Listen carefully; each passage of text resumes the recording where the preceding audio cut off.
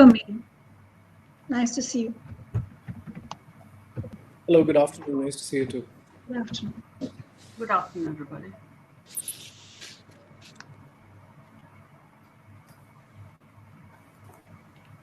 To our participants, our guests, our speakers, Vibhuti, we've had a very interesting morning session.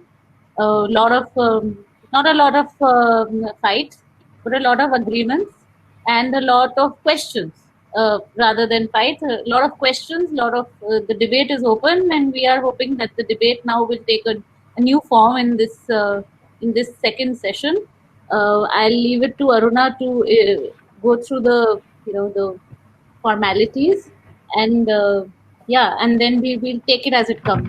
Thanks. So I'm just going to start straight away. Introduce Vibhuti again, because we assume there are more participants, new participants. So Dr. Professor Vibhuti Sachdev, Professor and Dean, Sushant School of Art and Architecture, Ansal University. She is currently Dean at SSAA and Director, Architecture, Planning and Design Schools, Ansal University. She is an authority on Vastu Vidya, India's traditional architectural theory. Many of her publications concern this or related knowledge systems and their expression in architecture and art. She has worked extensively on the city of Jaipur, focusing on its architecture and craft traditions. Of the 4 books she has written, she is the co-author of 2 books on the city.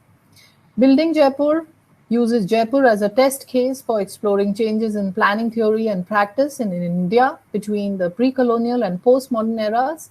Jaipur's City Palace discusses both the visual and social cultures of the city's primary former royal residence.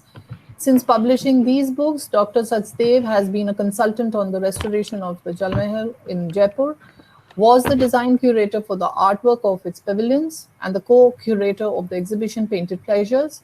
Her latest book is on the festivals at the Jaipur Court. What is not written is she's a dynamic dean. We all and we all, like I introduced in the morning, she is the force behind all of us. So first, Vibhuti, first on to you.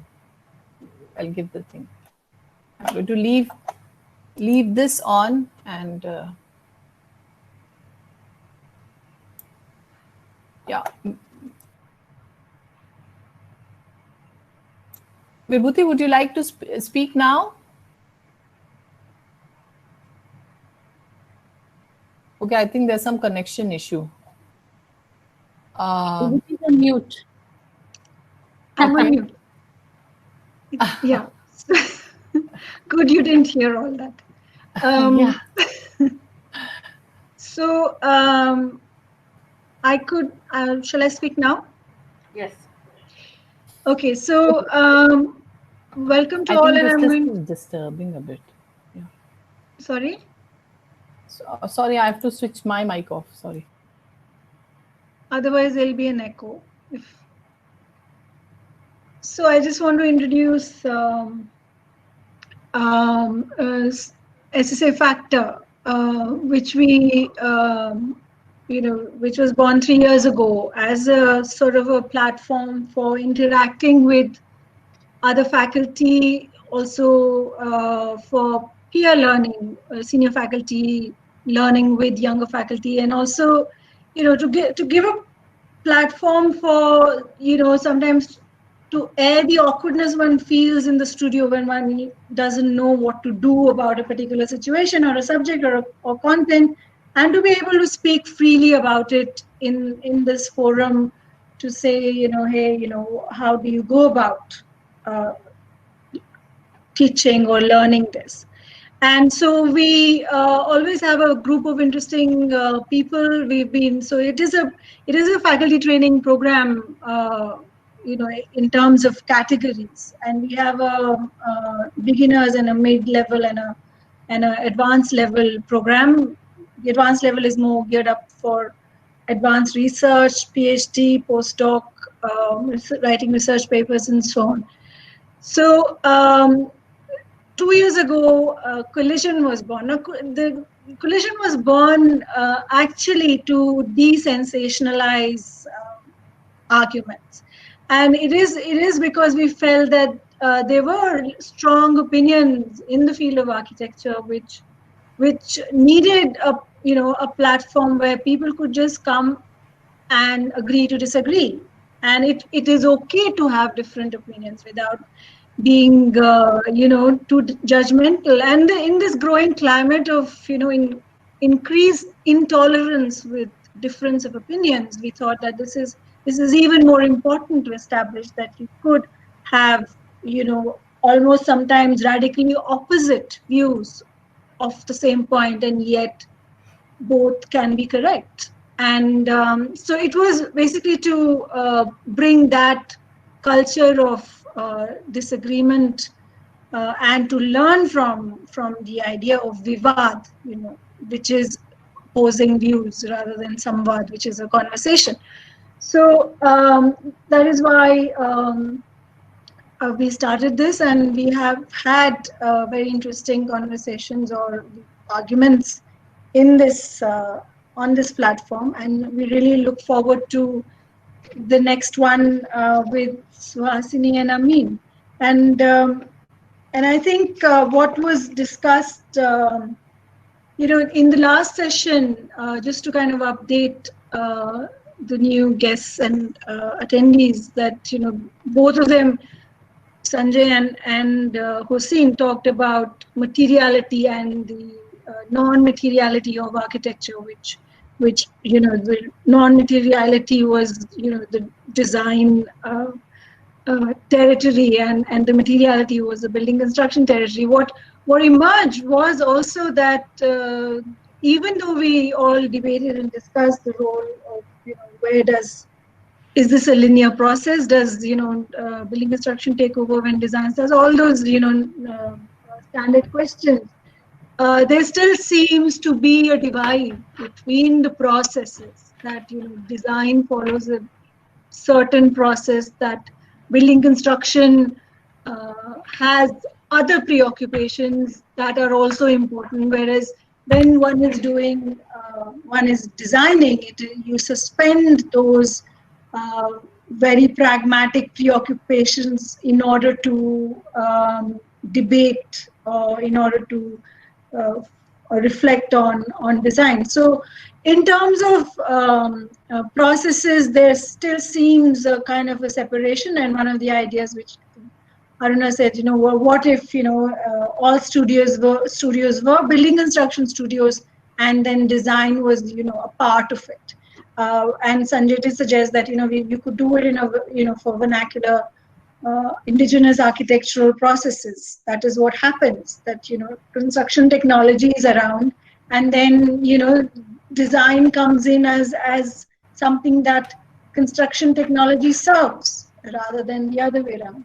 So these were the things, and we talked about politics of material. We talked about politics of technology, style, idea of home and house, all those things, and also very interestingly, Sanjay said that there is a very important absence of the client in the architectural design and construction processes. That there is this imaginary person who we study with for our 5 years, who seem to agree with everything we do.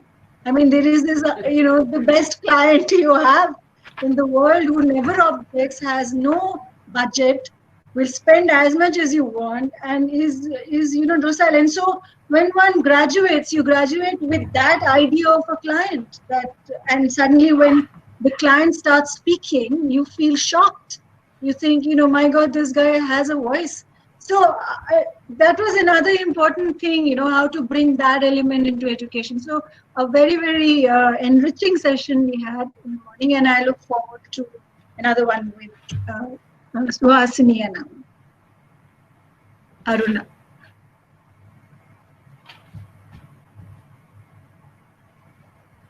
Yeah, I need to just navigate between the different these. Yeah. So introducing Suhasini. Suhasini Iyer is a graduate of Delhi School of Planning and Architecture, co-founder of the Auroville Center for Scientific Research, an organization dedicated to applied research in the field of solar passive architecture, sustainable urban development and building technologies, water and waste management, and renewable energy. She is the founder, principal architect for the Auroville Design Consultants, and the design and planning projects undertaken by the studio respond to the natural and human geography, local climate, and culture to evolve minimal and elegant built forms. The underlying theme in all the projects is the integration of functions with the building systems, including water, energy, waste, building materials, and technology to create passive sustainable networks between the users to the built and unbuilt spaces to empower them to take responsibility for their environment. It's a very formal introduction, but as we all have, and though Suhasini might be surprised to know about this, but in the schools, we do talk about her work and we do discuss.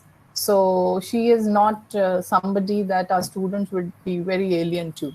So introducing Amin Nair. So architect Mohammad Amin Nair is an architect with more than 2 decades of local and international architectural experience. He pursued architecture from School of Planning and Architecture, New Delhi. Prior to starting his own practice, he did his professional training with Satish Goa Architects. He has done research in bioclimatic architecture in association with Bartlett School of Architecture at SPA and passive design in the 6 climatic zones of India. Along with his practice, he has been a mentor and a visiting faculty at SPA, Vastukala Academy, and our very own Sushant School of Architecture, 2004 to 2007. We miss you, Amin. He established A&A Design Studio Private Limited in 1996. The firm is a full-fledged architecture and engineering firm, having projects delivered across 3 regions globally, India, West Asia, and Africa. His concepts are designed to serve a purpose and ensure sustainability. He ensures that the conceptual design and building engineering in all his projects are closely knit right from the beginning with a vision to improve upon the last design in terms of sophistication of engineering, detailing, and buildability. So that is, I will stop the presentation and it's over to Suhasini first and Amin next. So here you go. Okay, so let me start off with just opening up on the topic itself. So when I got this topic, which is what, this what, who, when, and where, this format that has been used, constructing buildings or making architecture. So it was like so the way it's put is either we're constructing buildings or we're making architecture. And so where is the debate in the production of architecture? And I have had a couple of conversations with Aruna on this because for me, it's not an either or situation. And it has never been an either or situation because one cannot exist without the other, whether it's design or building construction. It's like saying you can sculpt without having actually a feel for the material that you're sculpting in. If you're working in bronze, it's a very different way that you work with than if you're working with marble. Similarly with architecture, the only thing is that when we're talking about architecture or design, we're talking about 2 different sets of interventions. There is a tangible part, which has to do with the engineering, the construction, the building materials, the context that you're building in terms of climate and geography and other things. But then there's a huge intangible part. And I find that this intangible part of design is not very well understood. And it's not the fact that it is not taught or whatever, because it's a part of our life. It is a part of growing up. It's once you're born, you're in this web of the intangible that somehow we navigate through on a day-to-day level when we interact with people, when we interact with our environment. But somehow this intangible part, as architects, I feel we need to look at it a little more seriously. For example, one of the intangibles I find is the cultural aspect. There is this whole globalization factor, and globalization is an output of two different things. It's an output of packaged energy, which means basically as soon as human beings were able to find a form of energy that could be condensed enough to be transported, then we could change the reach of how we do things or where we do things. Whether it was coal or now with gas or nuclear fusion. Without packaged energy, the only form of energy that we had to intervene and create settlements and built environment was the energy that is coming out of human beings and animals. So you can see that when you look at cities and towns, buildings that were built before 1750 to 1800, there is an intrinsic vocabulary and a grammar which has intuitively arisen from the context, because there is a boundary of your reach in terms of energy. You could not transport too many materials from too far away, except for very specialized projects like the Taj Mahal or the Stonehenge, and the kind of skill development, because people were not unilaterally only engaged in construction or only engaged in this or that. They would have a larger overlap of activities during the day. And this grammar and vocabulary of building gave a sense of intuitive center to a place.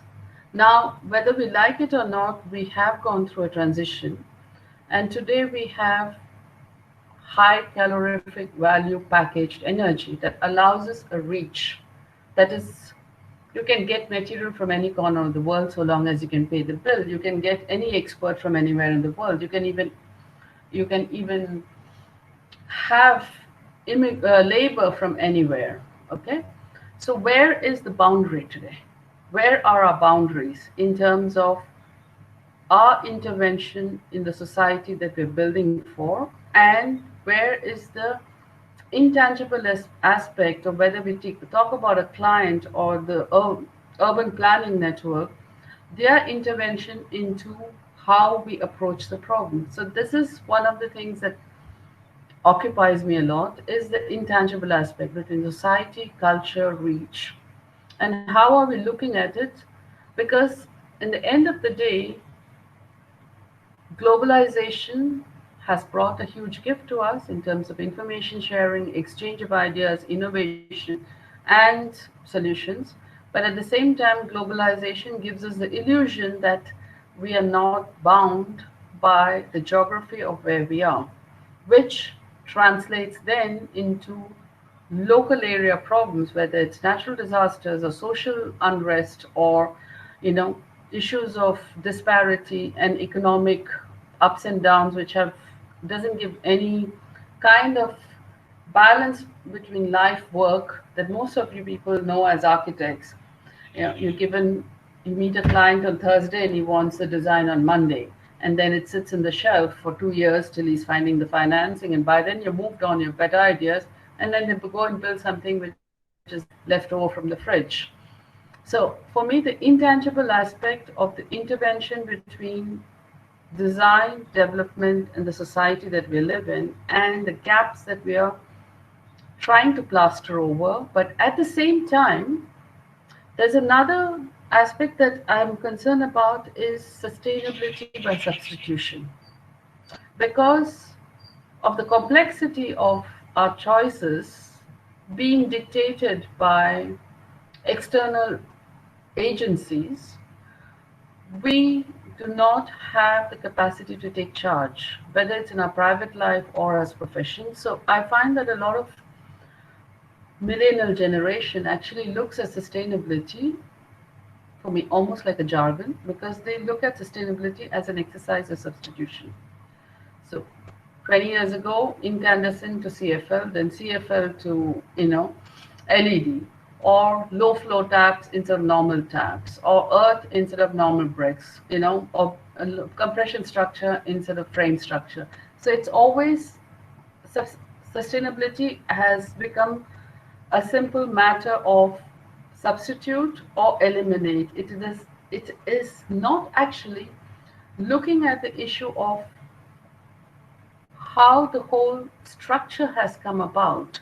And maybe the problem is not about what we do, but problem is about why we do what we do within the structure that we have somehow decided is the only way forward. So to conclude, my concern when it comes to production of architecture is looking at the structure of society as we see it today, where there is a certain economics that is taken as inevitable and immutable, and within which we as architects function. So there is a client, and then there's a project, and then there are other players in the field, and we work within certain layers. It's like onions. Each time you peel, there is another complete layer in itself, which you have to puncture to get through.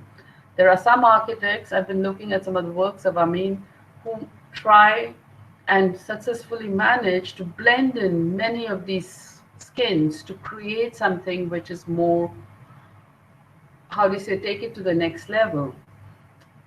And it of course means that architects like Amin are motivated, self-motivated to look beyond the parameters of how we function in this profession and step out of the boundaries. But at one point, it should not be just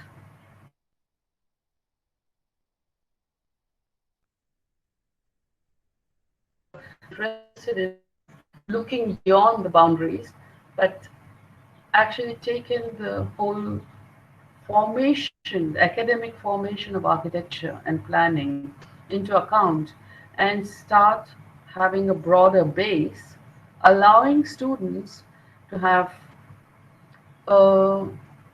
introduction in a way that they can actually branch off into many areas, but always with a conceptual knowledge of development of society and of the planet in a manner that if they want to get into the details of it later, they can, because their conceptual framework is set. And it shows that you don't go around collecting dots, because that's what academia is now. From the kindergarten onwards, you're past this exam, you pass. It's like collecting of dots rather than connecting of dots. I'm done.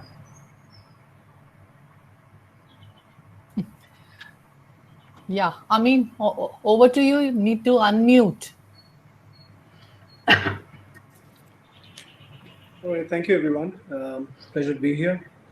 And Suhasini, thank you for your opening remarks and also the comments that you made about our work.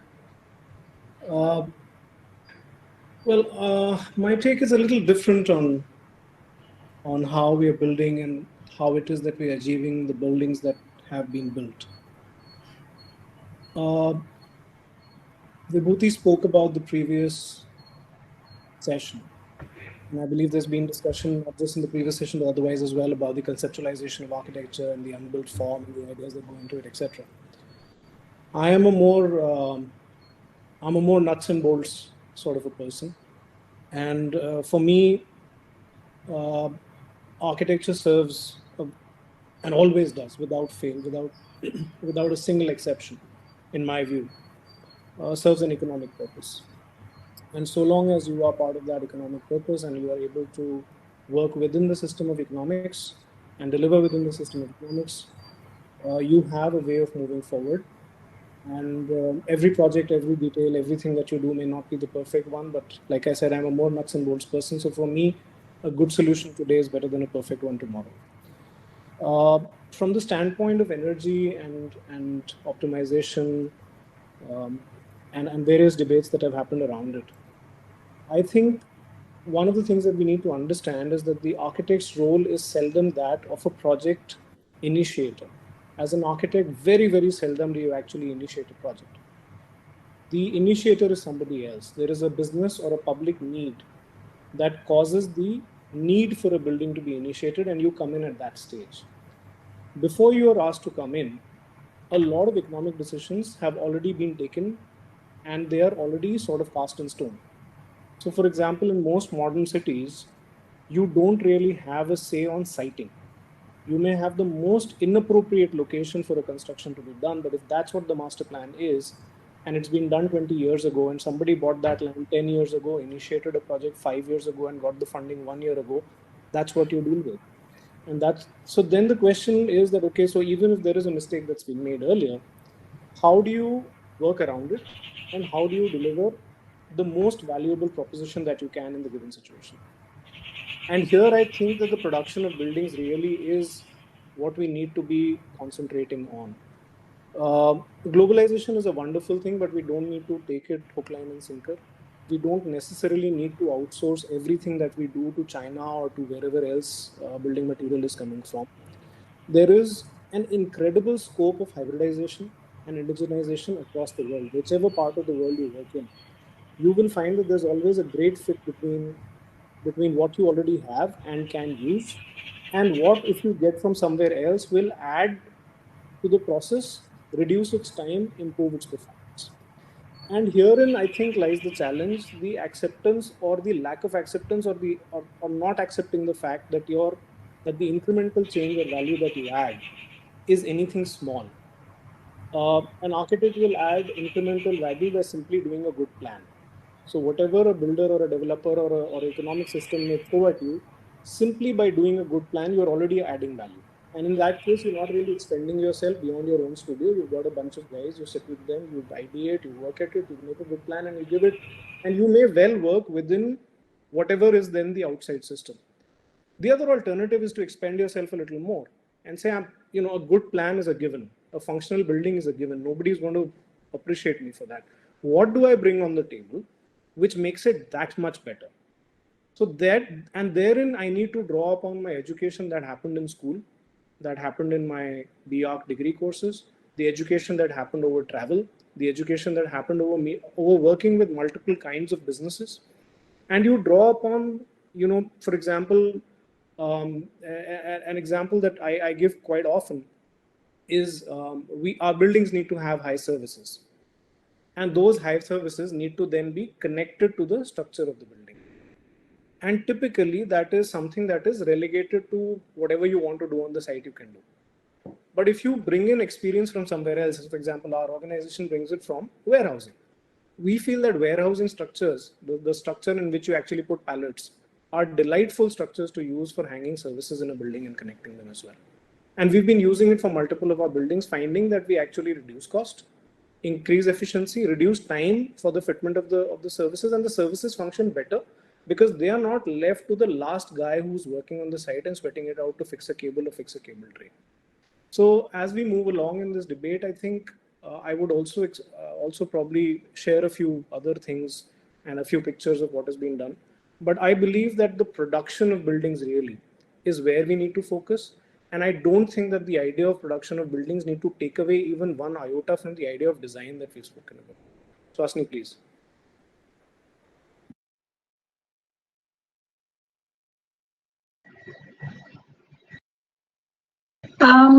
So if I can, have some observations, intervention, what you're saying. So Hasini, the issue is that, of course, you're a proponent of the intangible, the cultural aspect, the local community-based. But what if it comes directly in conflict with the aspirations of the community? I'm reminded of, cartoon where, in a hut, few people trying to hide the refrigerator because the anthropologist is coming, So, we're supposed to be rural people. We're not supposed to use refrigerators. So, how do you kind of deal with a situation where it comes directly in conflict with your own ideals of what a cultural setting is and what is of good value from what is not? Your mic's off. What I would like to make clear here, when I'm talking about culture, I'm not talking about going back into the past. I am not talking about getting back on the bullock cart and lighting a diya. No, sorry. I'm not talking about going back in the past. Actually, I'm talking about leapfrogging into the future, which is more context-based and resilient. Because I find that the situation that we find ourselves in the last 200 years on which we are building is the anomaly. There has been a discontinuity of 200 years, which we are not able to see because our short-term memory in terms of history makes us blind to something else. And most of our projects, in fact, all our projects, there are three things that we always do. We are taking fully charge from design to construction in a manner that down to the last wire and tap, everything passes through our office. So the nuts and bolts approach is very much there, to the point that the first 15 years of my practice, I did initiate projects, designed it, train the labor to have higher skills to show that you don't have to build only with what the market provides. You can actually upgrade the market. And these were not rural type of projects, because I had a clientele actually, which is demanding extremely rigorous high standards of finishing and functioning, because it's very international and honorable. And cost was a high concern because I was initiating the projects, finding the funding myself, doing surveys to find out what is the most relevant development that would kickstart a settlement or meet an unmet demand that was not looked at right now, dealing with both governments and NGOs and financial institutions to put the projects together to get the funding, getting collaborations from various agencies in terms of technology, right from the Indian Army, Navy to ISRO, and getting them as collaborators, including the Ministry of Renewable Energies and others, managing to get these partners to work together, not just to design the building, but to do applied research, doing funding organization, project management, training of the labor on the site, plus having young architects who would work in the office and learn how to do integrated design, where you look at energy, plumbing, MEP, structures, and everything from the design, concept design stage onwards. So it's not that, but I did this for 15 years, 20 years almost, in the first 20 years of practice. And I realized sometime about a decade and a half ago that this is great, it's fantastic, but this is not the end of the game. The game is much bigger. All this effort that I put in created certain microcosms of change here and there. And then we took on commercial projects, and I said, okay, when it's self-initiated projects, I can maybe do the end-to-end solutions and be sustainable from functional requirement down to the delivery. But how do I do when the outside agency, like Amin said, has already plot land, has already the financing, there's a board of directors who are deciding, who have been to, I don't know, Frankfurt and seen this, and they have been here and seen that, and they want all this kind of crap. And I can say something is that there is a large side of people I mean, even corporate clients that we deal with, who are not only focused on getting a good design that functions well and is cost effective and is applying the latest technology and a method of management, they are open to change. It's just that, like we say, there are many people in the world who can give, but there are not so many people who know how to ask. And basically, it's a conversation of, in the beginning, I mean, we have dealt with developers even who just come in and say, this is our FSI, this is what we want to maximize, this is what we're doing, this is how it is, and it's multi-story residential apartments. At the end of the third conversation, they are thinking differently about their own investment and the payback that they will get financially within the 5 or 6 years based on the banking system and the interest and the capital gains and everything. So when I'm talking about economics, I'm not talking about the cost of the building. I'm talking about the larger economic structure within which development happens. And there is a way to have conversation that between land use, development, economic structure, consumption, capitalism, and globalization, that little by little, with design, you're actually leaving behind a set of people who are woke. After the 2.5, 3 years to 5 years of interaction, they actually look for something different, not just in their personal life, but also in the next development they do. And this, I think, is actually something that the academic training of architecture allows us to do, because we are more than just designers and builders and integrators. We are given an exposure in a way that is much wider than, I don't know, it's not like the guys who go to IIM or IITs. We are a very fuzzy education lot, and we're losing the fuzzy edges because we want to be efficient.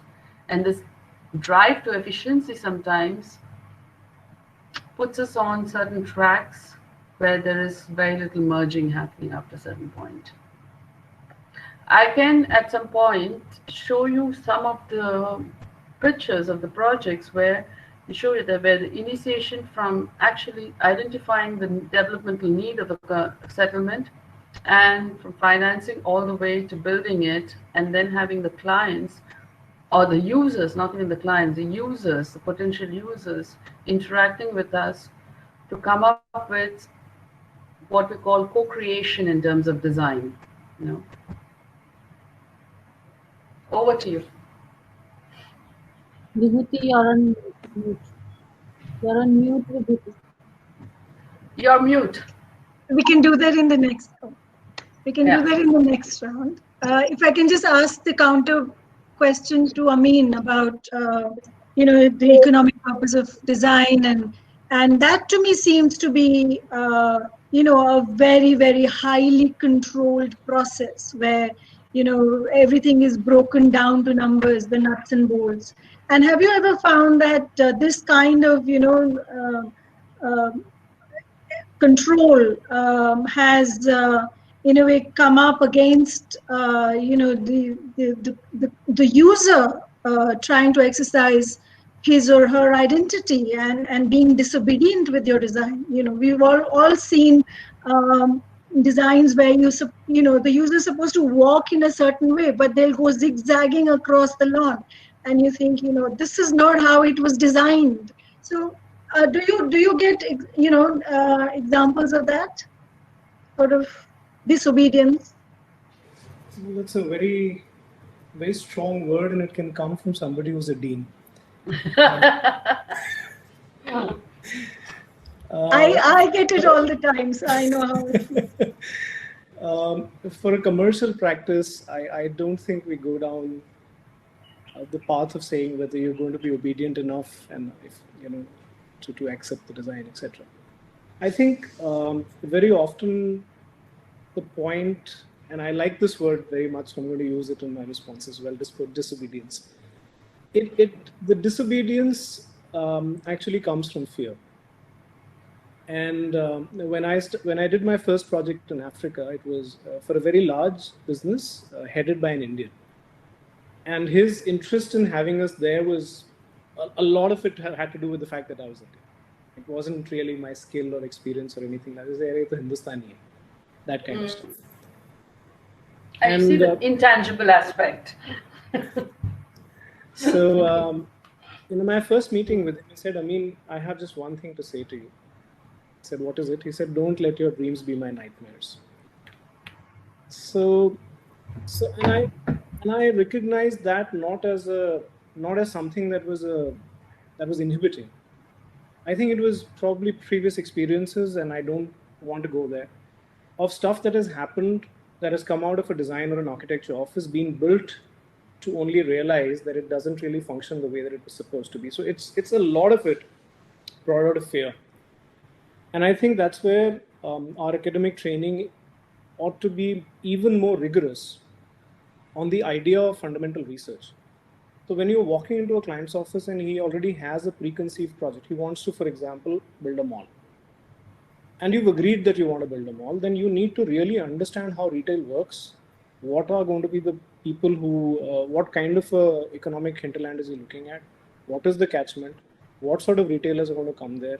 What is developing in the retail world? What's going to happen 6 years after it's been built, and so on and so forth. It's a huge amount of research that goes in. And then actually I've always found that moving away from, if I can use the word dogma that has been given to you at your brief, actually becomes quite easy, because all of these guys who are working within the established banking and financing systems are actually working on very, very wafer thin margins. So if a project is funded by a bank, the biggest beneficiary is the bank one way or the other. It's not the developer. After the bank has got its pound of flesh, and if something is left, is where the developer gets it, and he gets it after the bank has exited, say 10 years since from the project has been done. When you begin to look at your project design decisions on these lines, you become a collaborator with the initiator. Then there is no question of disobedience. And the other thing is that you need to have genuine results and genuine mathematics and genuine prototyping to prove your ideas. You can't go in with a big bang idea and say this is going to work, take your fee, walk away, and the poor chap is left holding the baby at the end of it and doesn't know what to do with it. But I think most of these ideas and most of these problems and most of this question of wanting to compromise what the architect has done actually comes from the architect not having done his job first. So it's not just about the layouts and the spatial planning and what's going to look like. Every little nut bolt and specification needs to come together as a whole and still respect the projected balance sheet that the guy made for himself at the beginning. And if you're open to that, if you're looking at that as in a sympathetic way or an empathetic, if you're looking at it with empathy, I don't think the question of anybody disobeying something ever arises.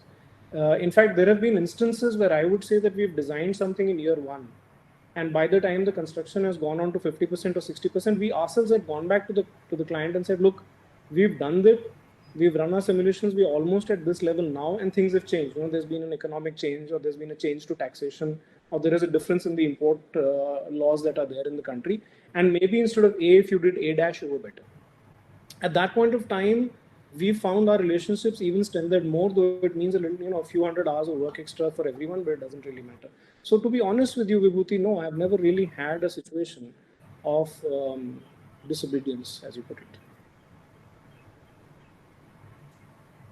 it. Should we do a round of presentations to look at your work with Suhasini and then Amin? Did we do that? Sure. Yeah.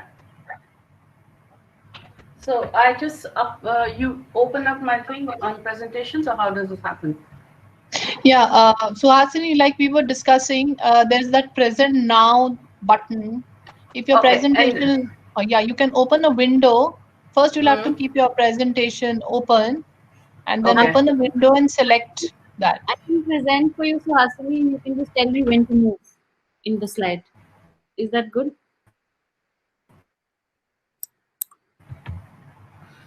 Okay, wait a minute.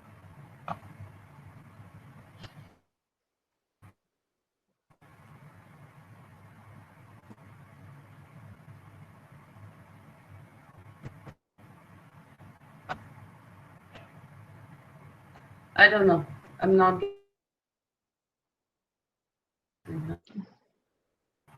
Suhasini, Amrita can present for you. You just have to say next.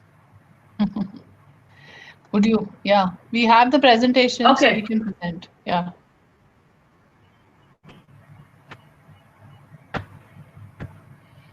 Right. So, I mean, we can go to the next one here.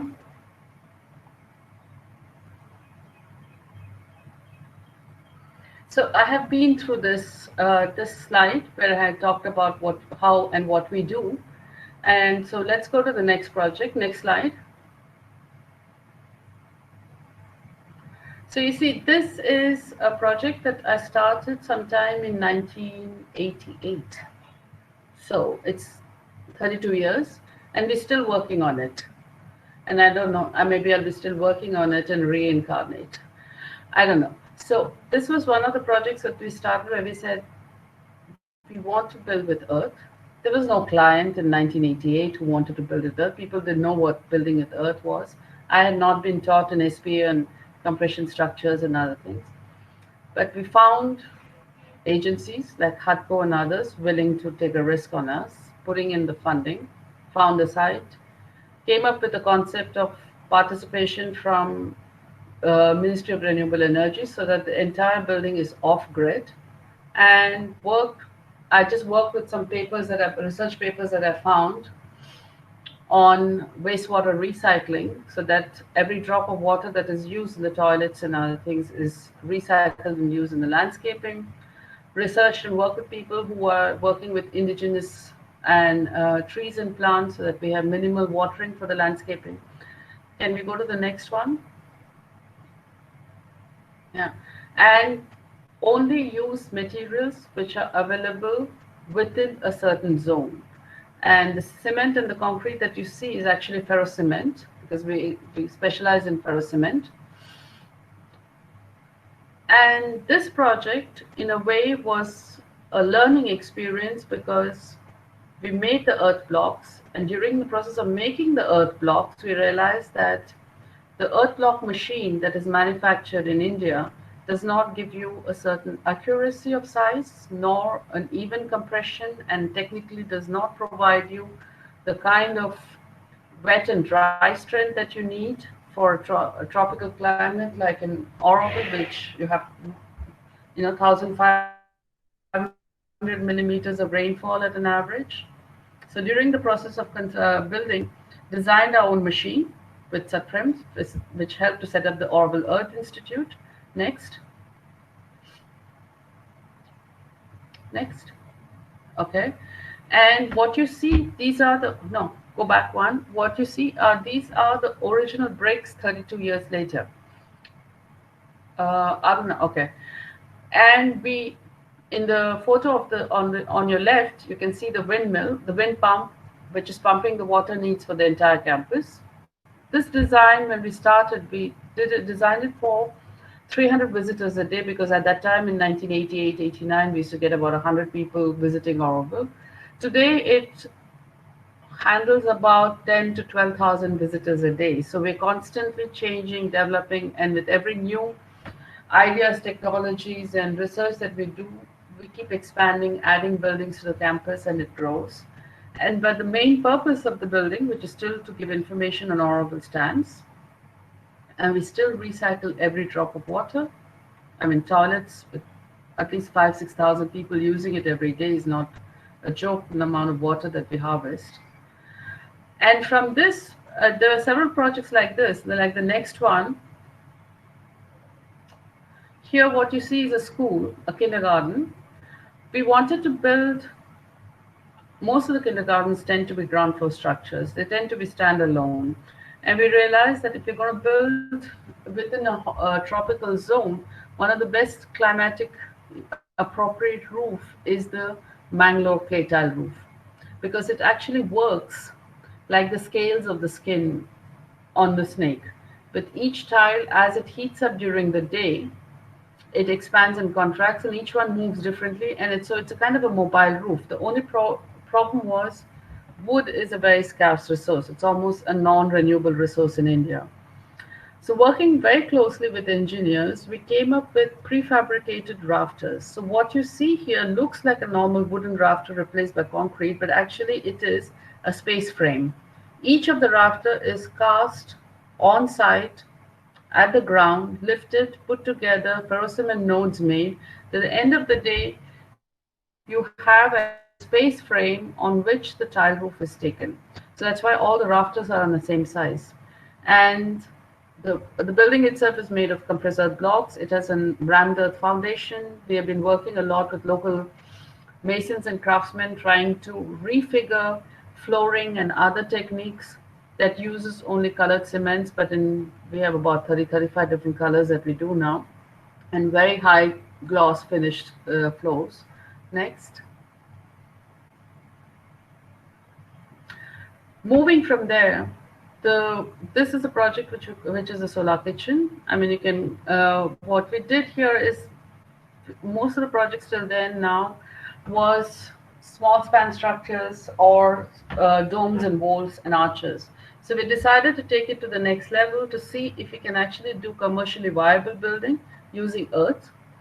Again, the foundation here is a composite foundation using waste from local quarries, compressor blocks, and prefabricated doubly curved shells on cast in situ beams. So we have spans of 10 meters, like in the kitchen, which is all prefabricated roofing elements, manually lifted because there's no cranes, no shuttering, I mean, most of these buildings are built with manpower.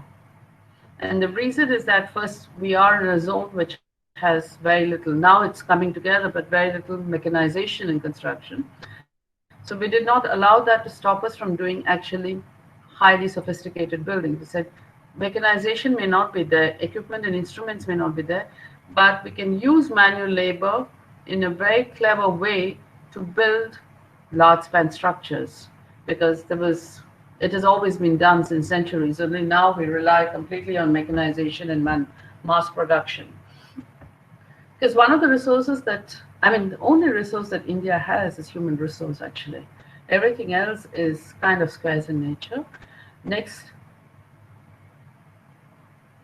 So what you see here, this is the roof of that building, one of the roofs of the building.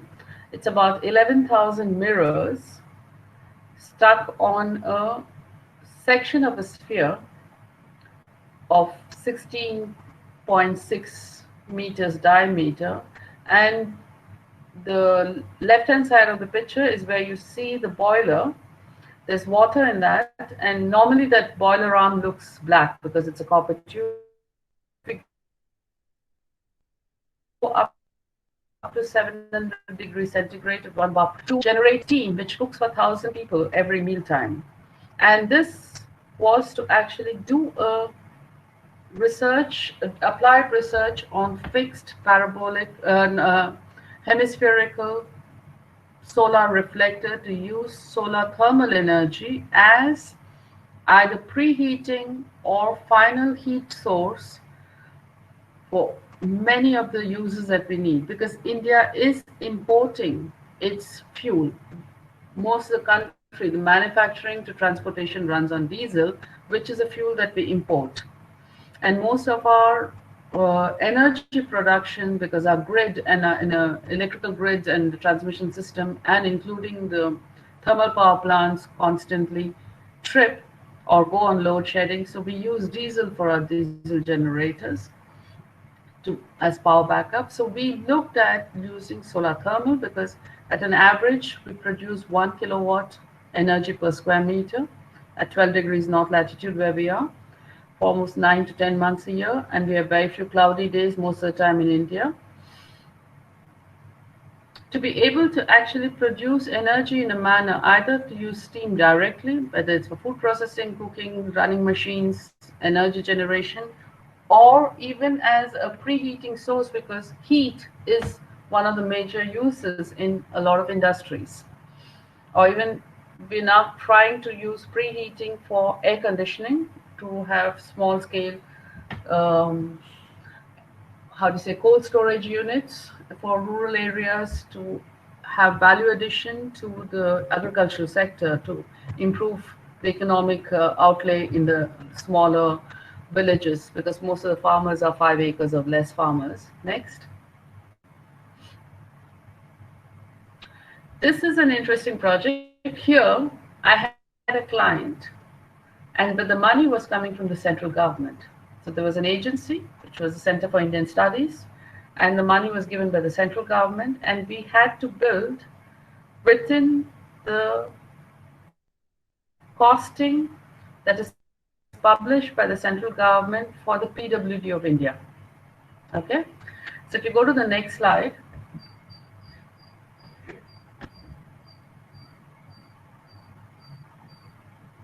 Have I lost you all? Everybody's Amrita, frozen. can we, Amrita, next slide. I think, yeah. Okay, so what you see here is actually walls made of waste kadapa strips. And this was because during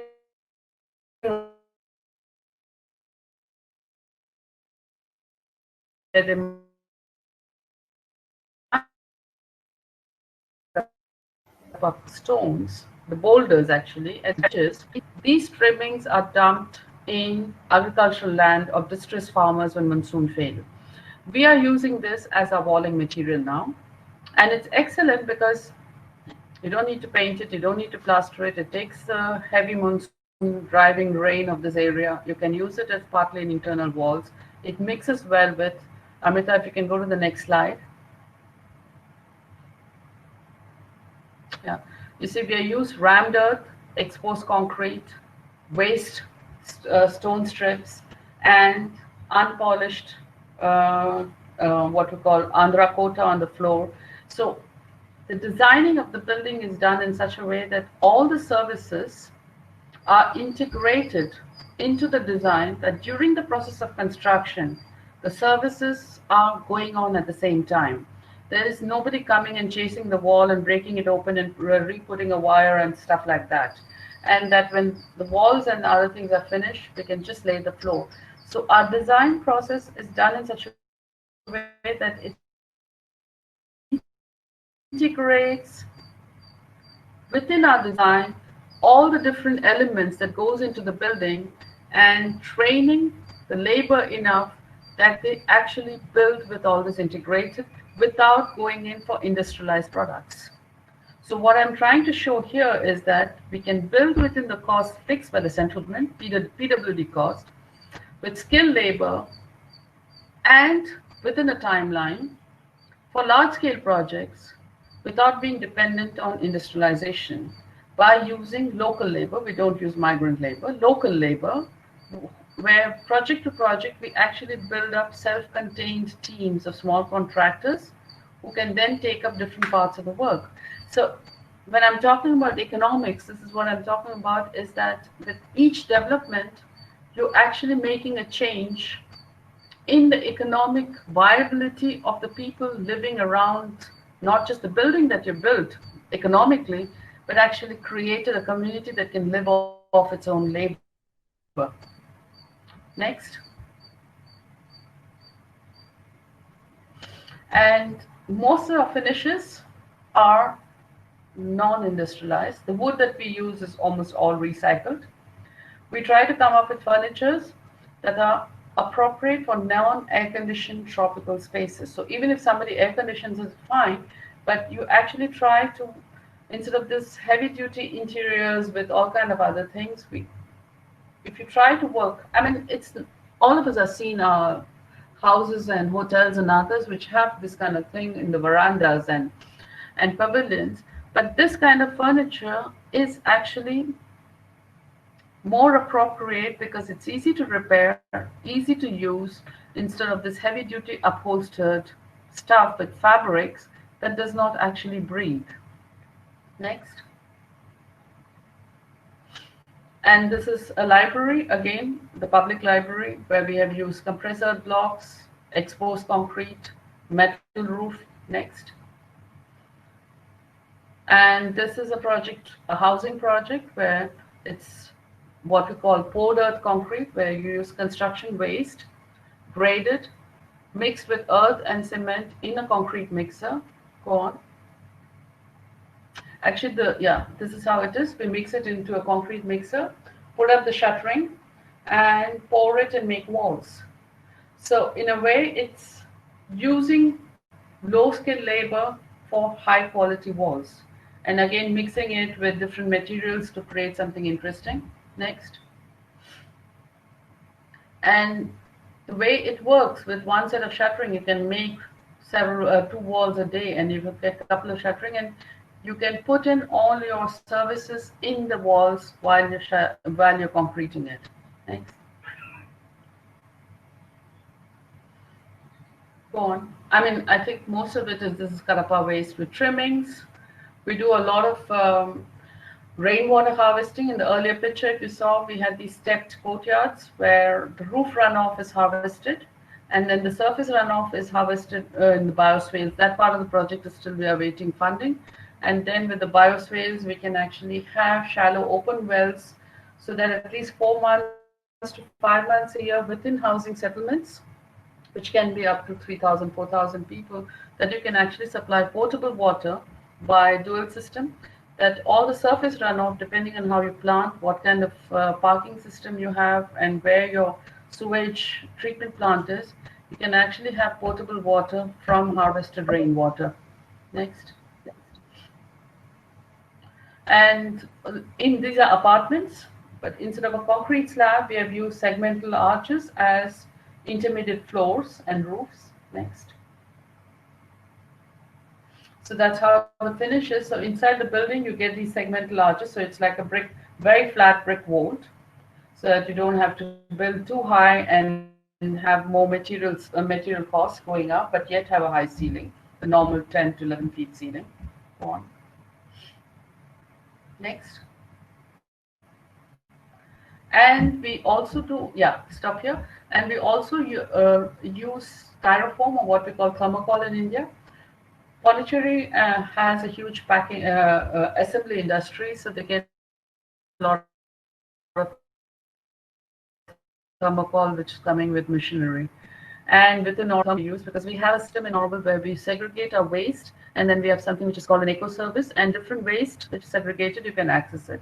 So a group of us have got one of the local contractor financed him to build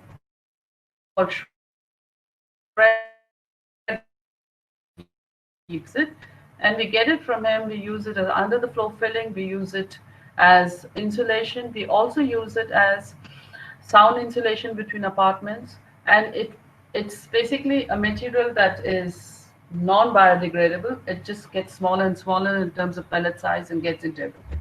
So this way you actually trap it inside something that is there for next 25 years, and hopefully by then we have some kind of solution of how to recycle and harness back the energy which is in it. Next. And most of the time, except for a few projects the corporate clients are not yet amenable to, is we use recycled wood. There's a huge industry in India of procurers who buy the old doors and windows constantly in every town and city of India. And they use it, either they send it to pulping or they sell it to small contractors who reuse it. If you have contact with these guys, you actually can get apartment buildings and other things. Only thing is that you would have to first get the wood, size it, frame it and everything, and then start designing your woodwork from there. Next. So this is the apartments under construction. Go on. And this is the inside of the apartments when they finish, and you can see that all the finishing is non-industrial. Even the bathrooms do not have ceramic tiles. I do not use ceramic tiles for one simple reason. The per unit energy that is there is such that socially and culturally people won't change the tiles and the bathrooms and everything within 15-20 years, but actually the embodied energy of it is good for another 200 years. So we are not using it for the lifespan it is. So we avoid industrial product, of course, hardware, hinges, locks, switch plates that you see there, that's all industrial. Go on.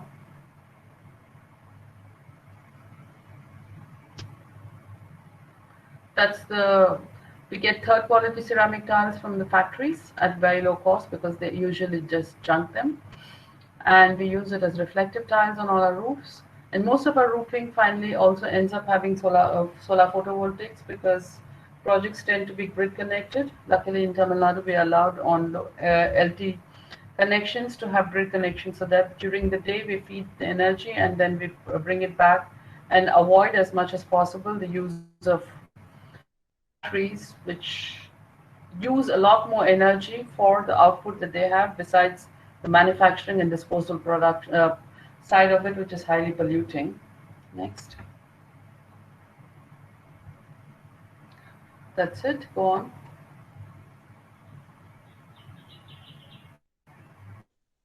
Yeah. Next.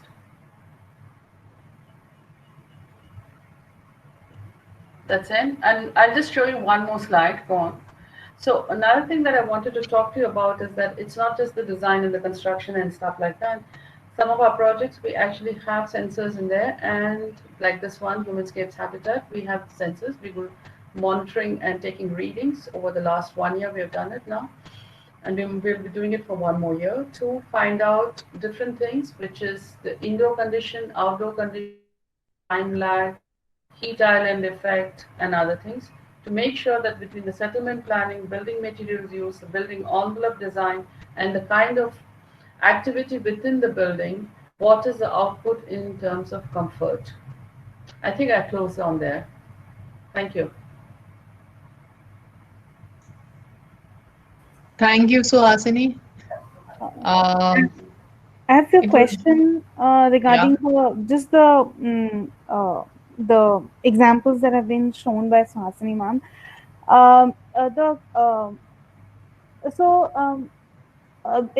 You have discussed in detail, each of the different entities that have been used. But I would also like to know that as a holistically, what, how much time or how much cost of this building was it took to complete this building, as well as what's its recurring, its maintenance. How do you go about that? Or when I'm saying it's economy, I'm saying the whole cyclic process of the whole life cycle. Yes, the whole life cycle. And then, yeah, that's I want to know about that. Okay. Yeah, Srijani, we normally design very fast. Actually, we, like every architect, we're given a weekend to design. But the idea is that between conceptualizing how we're going to work at it and then detailing it out, there is a timeline involved, depending on the scale of the project, the type of client, and the way the financing is done. And in terms of building materials, we have 2 criteria when we choose our building material. One is that it is available locally, and second is that it is available when we need it. So I would not use earth if I'm going to build certain buildings in a certain speed during monsoon. It's not going to happen if somebody wants to build in a monsoon, right? But at the same time, I'm not going to say that I'm going to be pushed to build in a monsoon. So building material choices depends very much on the type of building and when are we building it and where we are building it. And choices are not done only on that level, but also in terms of the maintenance of the building. That's why I started with a project which is 32 years old, and these are photos taken just a few years ago. These buildings are quite resilient. It's not like because you build with earth that when you turn around and go to bed and next morning they're cracked or crumbling. No, you cannot, because then it's not a viable solution. It has to stand its own compared to other building materials, but it doesn't have to look the same. Just because it doesn't look the same doesn't mean it does not qualify in terms of structures and resilience to industrialized materials. So specification may be different, but in terms of meeting the structural requirement, it has to. Otherwise, it's not a viable option. And one of the reasons most people think of Earth as a rural, low-tech, poor quality, high maintenance building is because of this romantic notion that a lot of so-called sustainable architects promote, with a few resorts and some NGO type of buildings here and there. They make Earth and other things look like something that you do as a hobby. But no, Earth construction can be high quality, resilient, long lasting, and semi-automated also. And people are building with it. I mean, there is a whole how do you say, a network of us globally, and there are people doing malls with it in Australia. Okay, there are people doing multi-story office buildings with it in Germany, North Germany. So it's not a low-tech material. It's in India that it has been romanticized, almost like this Swadharma and Swadeshi and mud and jaggery and all that. This kind of myth that we have as urbanites to be able to feel good about our own guilt. No, Earth is a high-tech building material which requires a lot of research, quality control, and craftsmanship, along with skill in designing. So yeah, could we get back to Amin over here? What would you say in the practice that you have been running? And so here is a material. Would you Amin be was going bringing to earth in? present. Aruna, Amin was going to present as well. Yeah, he can. Yeah, we'll present. I'll present his work if he wants. But yeah, Amin, over to you.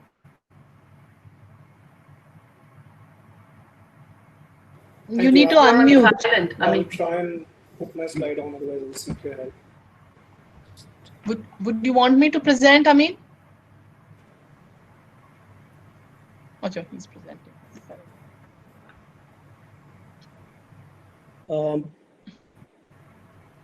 Is my screen shared now? Can you see it? Yeah, we yes. can see. Yeah. Yeah. Okay, great.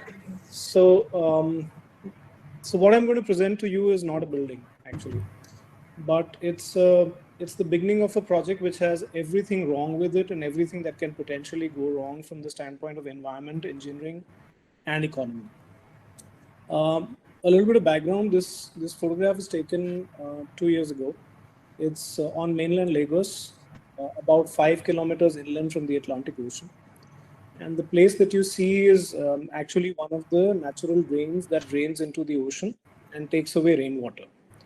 Now, this space that you see used to act as a buffer for inflowing tides when there was no industrialization in this region. About 15, 20 years ago, they built a port at the mouth of this river. And what now happens is that there are literally no incoming tides that come into this area.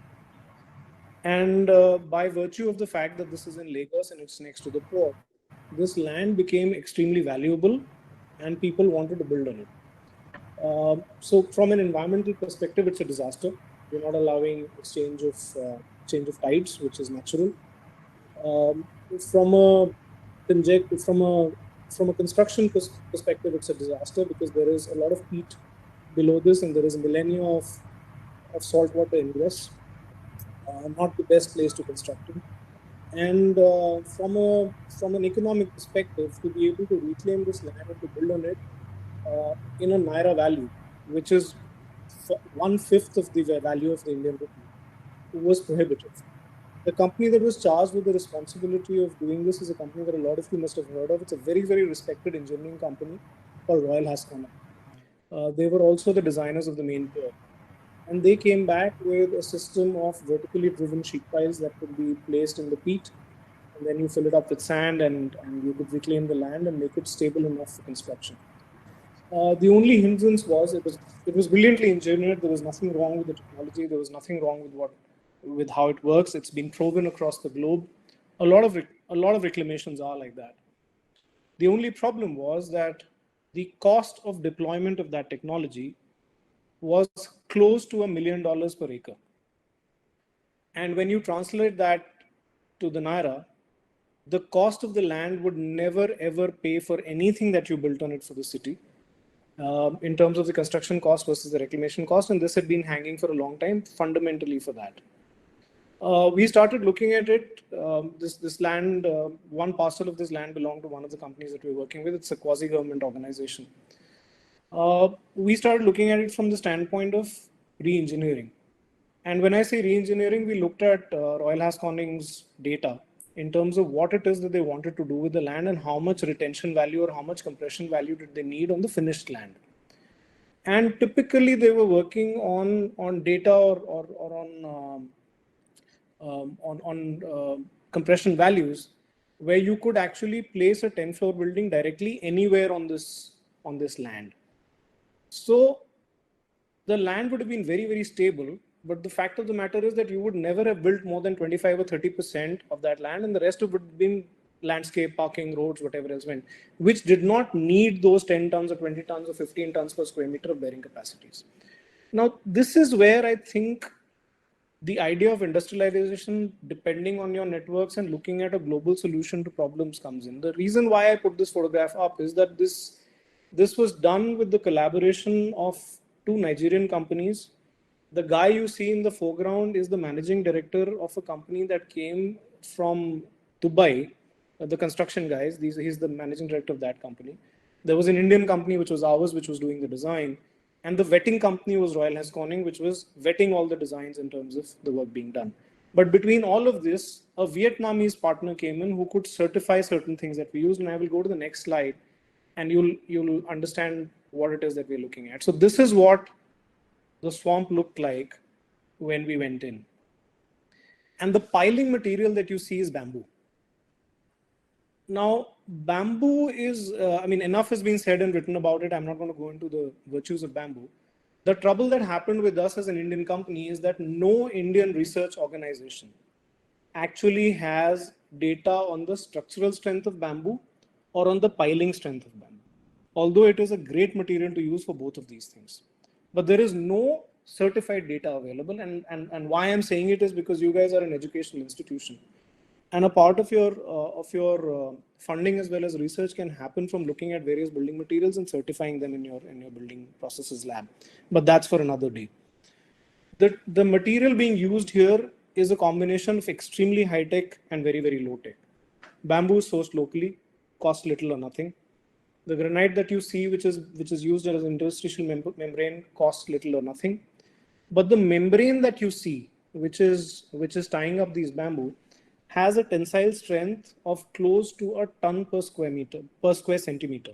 It is an incredibly high petrochemical compound, fundamentally a mixture of polyethylene and a few other chemicals, which allow it to become resilient to salt water, become resilient to peat, and retain its strength across a life cycle of 100 years. This was provided by a Dutch company through Royal Haskoning. This material itself is an extremely high-tech material. It is a man-made material. But the reason why we bought it in was in spite of the fact that it was extremely high cost and high energy, the material weight was so low that for reclamation of about 10 acres of land, we needed just one 20-foot container of this material to be able to do the whole thing. And this was laid in a particular way, a particular engineered way. And this is just a small cross-section to show how it ultimately became. So there are vertical piles, there are horizontal bands. Sorry, we're not able to see your slides. Amrita, would you be able to help me with putting up the slides, because I can see. Yeah, I'll present. No, I think it's visible. If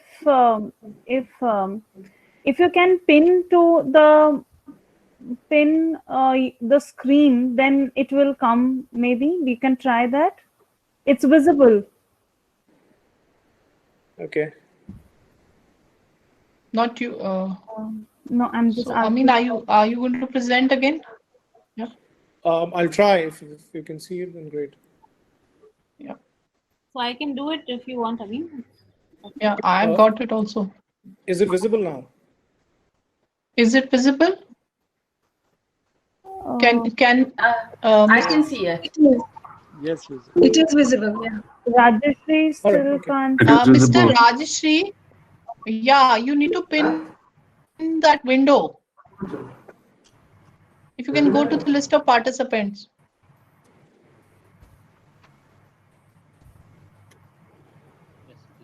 I mean, you have somebody telling you advice also for information. Okay. It says now Yeah. it's visible. Okay. Yeah. Thanks. Please go ahead. Okay. You can present. So the now here is an example of companies coming in. Incidentally, the certification for the bamboo finally came from Vietnam. They have an organization called the Duan Research Center in Ho Chi Minh, and they have certification for bamboo as a structural material, which is readily sourced from them. It was nothing different from what is being done in a lot of places in India, but we had to go to them because they were willing to offer an accredited certification, and we didn't have it in India at that point of time. So there was a particular way in which this bamboo and the cross section and what dia we're going to use and what chemical treatment is going to be done, etc., was done on it. And this is a trial section that we had done at one point of time. Now, about 10 acres of this land is reclaimed. The cost per acre was about $23,000. Now, you look at the difference from $1 million an acre to $23,000 an acre. Just because people were willing to collaborate, cooperate, find ways of getting around things, and certifying and helping each other to do it. And it was done in a great partnership. I mean, the first photograph that I showed you of these guys playing football was on the day when the 10th acre was reclaimed and we had a little party on the side. These guys would not come here and play football if they didn't feel good about the project. Everybody was on the project, made money. The client was very, very happy because the reclamation got done at literally a fraction of the cost that they had put in for it. They were willing to offer incentives to people to finish. The lowest cost material came in from local suppliers, but the laying of that material was done at a very, very incremental and highly inflated cost, because you could actually pay people that money directly in their pockets and they felt happier working at it. And this has been certified by Royal Haskoning for taking loads of buildings. And this project hopefully should go on in the next couple of years. We'll be building multi-story structures over here. There are offices, there are other things that need to come in. And at a fraction of the cost. So when we look at costing, when we look at technology, when we look at collaboration across the globe, when we talk about globalization, it is not some sort of a monstrous thing that is happening that, you've got ships running and spewing carbon energy all over the place, and then there's nothing comes of it and everything looks the same and so on and so forth. These are 4 different countries, 5 different countries collaborating together to get something which is really, really cheap and sustainable, and there's nothing wrong with it. So, I think very often our practices and our way of work works. We need to look inside sometimes. One of the things that Suhasini, for example, and there were brilliant buildings, and congratulations, Suhasini, I followed your work. Really lovely things that you guys are doing as a team. But something stood out, and I just wanted to point that out. One of the things that Suhasini said was it was a PWD rate that had to be followed. And intrinsically implying that there is something fundamentally wrong with PWD rates, and those rates are not sustainable. No. If you I'm just saying that it is actually. If you look at, allow me to You finish. can do. If you look at analysis of rates, you will find that most of the schedule of this, there's something called a schedule of rate, SOR, which the PWD publishes for each state, and then there is a central PWD SOR which is there, which is called the DSR or the NDSR. If you look at the analysis of rates of every single item that go into it, and there are literally thousands of items, the rate analysis is designed for it to be viable for a contracting company to work in. They are extremely good rates. In fact, I have consistently found that private constructors actually manage to do pricing lower than PWD and CPWD rates. So when you have that kind of money available, and it is taxpayers' money ultimately if you're working on a government project, I think that it ought to be used for the finest possible products that you can get, and those rates support it. Where we often find ourselves at loggerheads when we work with government contractors and government engineers is that our way of communicating with them sometimes makes it adversarial. They don't understand that we mean well, and that by doing things in a A dash way instead of a way, or a B dash way instead of a B way, is not in any way making them lose control of the process. They're learning new things. There are other projects which hopefully we'll discuss on Wednesday about, on which we've done with the PWD in a couple of states. But I think the intrinsic understanding of material, of being able to put two and two together, of having a learning from somewhere and applying it somewhere else. I mean, for example, this whole idea of bamboo being used as a piling material for reclamation came to us from somebody who had traveled to Vietnam and seen old village roads being made like that, and they've done it for millennia. And those roads survive. Those roads survive all monsoons and all kinds of typhoons and whatever happens over there. There's no problem. So those are technologies that that Vietnam ought to be exporting to the world. Surprisingly, it isn't. This is technology that India ought to be exporting to the world. Surprisingly, it isn't, because there is a lack of, or a lack of connection between something that an individual or a set of individual commercial companies did, but did not go to an educational institution or a research institution and said, can you please now formalize this, work it in a way and write it in a way which is acceptable and certifiable, and create certification that it can be used again. So technology globally does not necessarily mean something which is always harmful, or something which comes at a great cost to us from an environmental perspective. And the same goes for the way we look at our buildings. I mean, a lot of stuff that was shown here earlier in the presentation otherwise also talks about the recycling of waste material.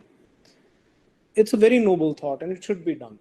But I don't think that's the answer for our future, because waste material intrinsically must first come from something that has already been built and something that has been wasted.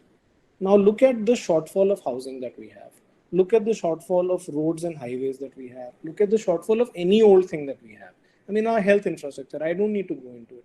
We can't be waiting for waste material and material availability from that standpoint in order to be planning our big push towards having decent housing for everybody or decent healthcare for everybody. What we ought to be looking at is material that we already have and how well we can engineer it. What extremes can we extract from the material that we have? How industrial can we make this process so that the output is not dependent upon the emotion of the person working on it, rather it is dependent upon the process which is written down and done. And I really admire, in that sense, and purely from and pardon my saying so, I really admire the automobile industry for what it has done to its production quality. I think it is brilliant. I mean, we are able to afford within our banking system vehicles which are of extremely good quality as compared to what was being sold in the 80s and earlier.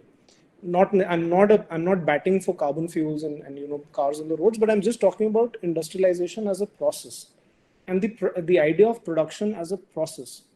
I think those are the things that we need to be looking at in order to be really able to offer some serious solutions which will work on a long-term basis for us. That's all from me.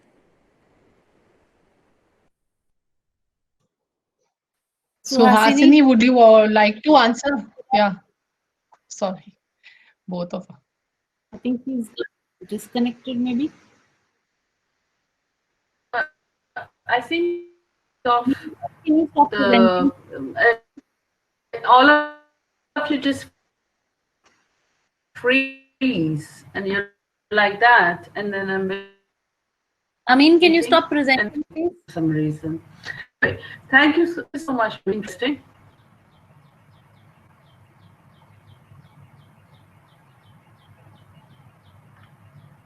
So Hasini, we can't hear you. Some replies to that. Can you hear me now? Yes, better. Can you hear me now? Yes. Hello? Yes, please go ahead. Yes, no, maybe? Yes, okay. I just wanted to thank Amin for the presentation. Actually, I have one question for you. This harbor that was built, I suppose this is the mouth of delta of a river that goes in. So you have the high tide coming in part of the during the season and daily tides that you have. But there must be a flow of a river that goes in from there. How did you deal with that water flow? Sorry, I missed that point. So because of the construction of the dikes for the port, the high tide doesn't really affect this area anymore. We are about 5 miles inland. It's not the mouth of the delta. It's about 5 miles inland. And Okay, but it's still we worked with the Nigerian geophysical authority. They have rainwater data for the last 100 years and peak rainfall, etc. So while we reclaimed the land, an area which was about 1.5 times what was required for peak rainfall to pass through was left as it was, and left as a channel that allowed the water to go into the sea. There is almost no backflow. So even at the highest of tide, the backflow recorded in the last about 15 years is less than 200 mm. And just one last question. The harbor that you have, Nigeria has a littoral breach. That means the sand movement between the season happens. Sorry, Right? I didn't catch that. There's Could a you little repeat, bit please? on the Maldives, a bit like. You see, most of Indian coastline from Gujarat down to Calcutta, we have what is called a littoral drift. That means during the monsoon, the sand on the beach moves in a certain direction, and then with the returning monsoon, it moves in another direction. So if you don't have a natural continental shelf with the breakwater, the harbor that is built usually starts building up sand above the harbor and eroding the beach further down from the harbor. Nigeria, if I remember, has a littoral drift also. And is it because of that that this delta got clogged? No, this was not a natural process. As I said at the beginning of my presentation, I specifically picked this project up because, in my view, it's one of the big environmental disasters. Just a minute. I think you misunderstood. Yes, that's what I'm saying. Whenever a harbor is built on a seafront where there's a literal drift in terms of the sand, most natural deltas actually get clogged. Yeah, so the clogging here is not happening. In fact, there has been a very interesting way in which they've handled it. You can Google it. There's a project which is called the Lagos Atlantic project, and what they've done across is that they've taken all of the lateral sands from there, and there is another area which is where the water reservoir is, which is called the Kuramo waters. So Kuramo, actually, to not get clogged, the sand is being used for the Eco-Atlantic or the Lagos Atlantic project. And therefore, there's been a fair bit of balance, including the fact that they call, in the local term over there is Omonie. Omonie are the people who stay by the sea and are sort of natives of that place. Not even one village has been dislocated. But that does not mean that this is a brilliant idea. I mean, at the beginning of my talk, I said that, to clog any river system, to clog a water system, for whatever reason, economic in this case, is not particularly a brilliant idea. But this is what we have. They built a port 20 years ago. They started the Eco-Atlantic 15 years ago. Whatever has happened, and this is not the most valuable, quote-unquote, piece of real estate which is there in Lagos mainland. So, and they were still not able to build on it on account of the engineering. I have another question for you. Yes, please. Okay, another question for you. You talked about, not during the presentation, but during the initial introduction, about building systems with pallets and where it makes it more efficient and more accurate and a higher level of resolution in terms of services. Now there's this program which is called the Hasini, I'm barely able to hear you. So Hasini, can you switch off your camera, please? I think there is a lag and it's breaking. If you could switch off your camera.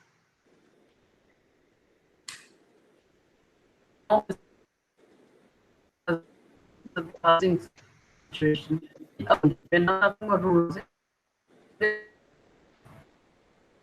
So Hasni, perhaps you could type your question out on the chat, and I'll try and answer. Because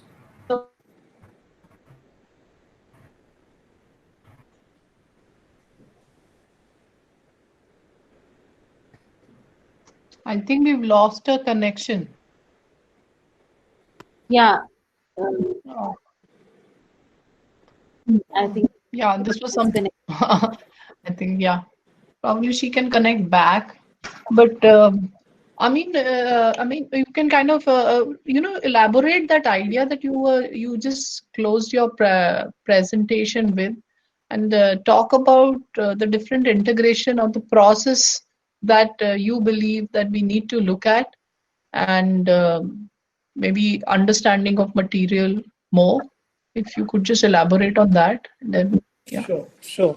So for us, as I said at the beginning, the idea is when you go to a funding agency which has the money or has the closure to build a project, they are looking at as much predictability as possible. They want whatever it is that you're saying in your DBRs, in your design presentations, in your concept notes, they need to have some degree of certainty that it is going to actually act in that manner before they're willing to go along with ideas which are relatively different from what the convention is. And in fact, that is exactly where convention wins. Convention is predictable. You know that if you put 1 cubic meter of concrete and mix 310 kg of cement in it, it is going to bear 25 tons of weight. So when you say that, I can do it with just 215 kg of cement if I did this process like that, you need those data to be analyzed and certified at least in a laboratory condition, at least to begin with, before they're actually put out there in the market. And I find that instead of looking at construction materials and construction or handmade buildings as we have in India, bricks, mortar, concrete, shuttering, etc. If you look at materials which are being used elsewhere in other industries, they come pre-certified. In this case, it was a very, very low-tech material. It was bamboo.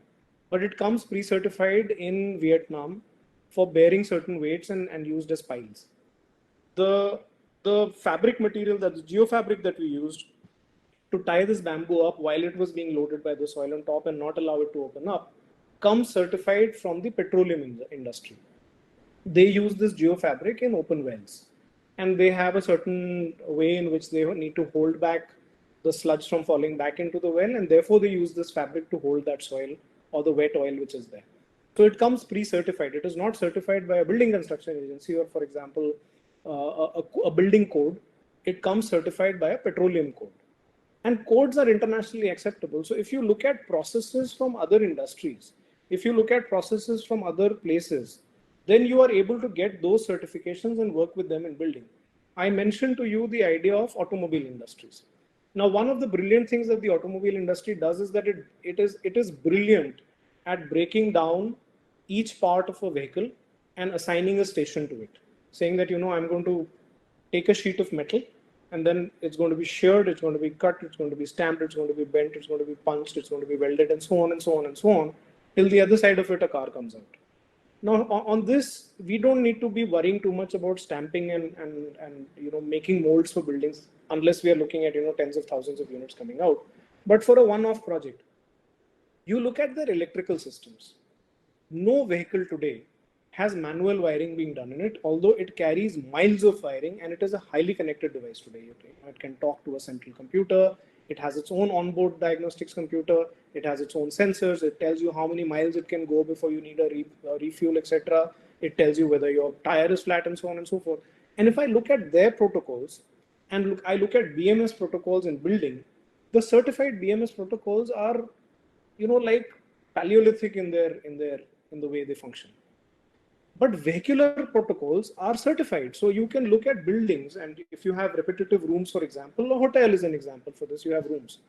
Why can't we certify, for example, harnesses of wires, which are pre-made in a small workshop, connectors are installed in a controlled environment, and 100 numbers or 200 numbers or 500 numbers of those harnesses then come to the site, and they just get clipped on inside the room before the wall cladding and the wall sealing is done.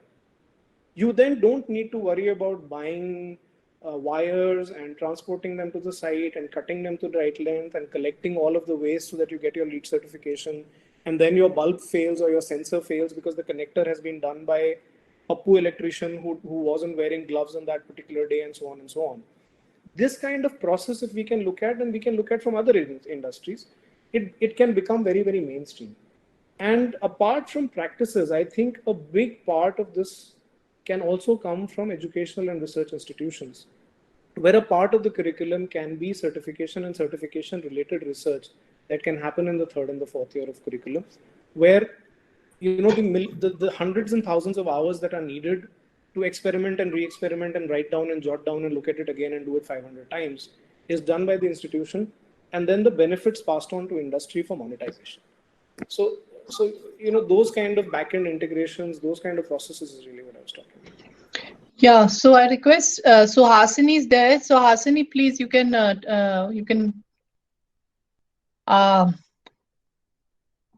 counter. Okay. Yeah. No, I didn't. You see, the thing is that it keeps freezing up. So I only could hear about the last bit where he was talking about precision and pre-engineering. I had a question to Amin. There is one of the critical issues that we as a country are facing is urban housing. And there are different factors that affect us in terms of urban housing. Of course, land is critical. And I'm not talking here about urban housing for middle class or upper middle class. Most of the Indian metros, I would say, of people are living in what we say in non-politically correct terms, slums.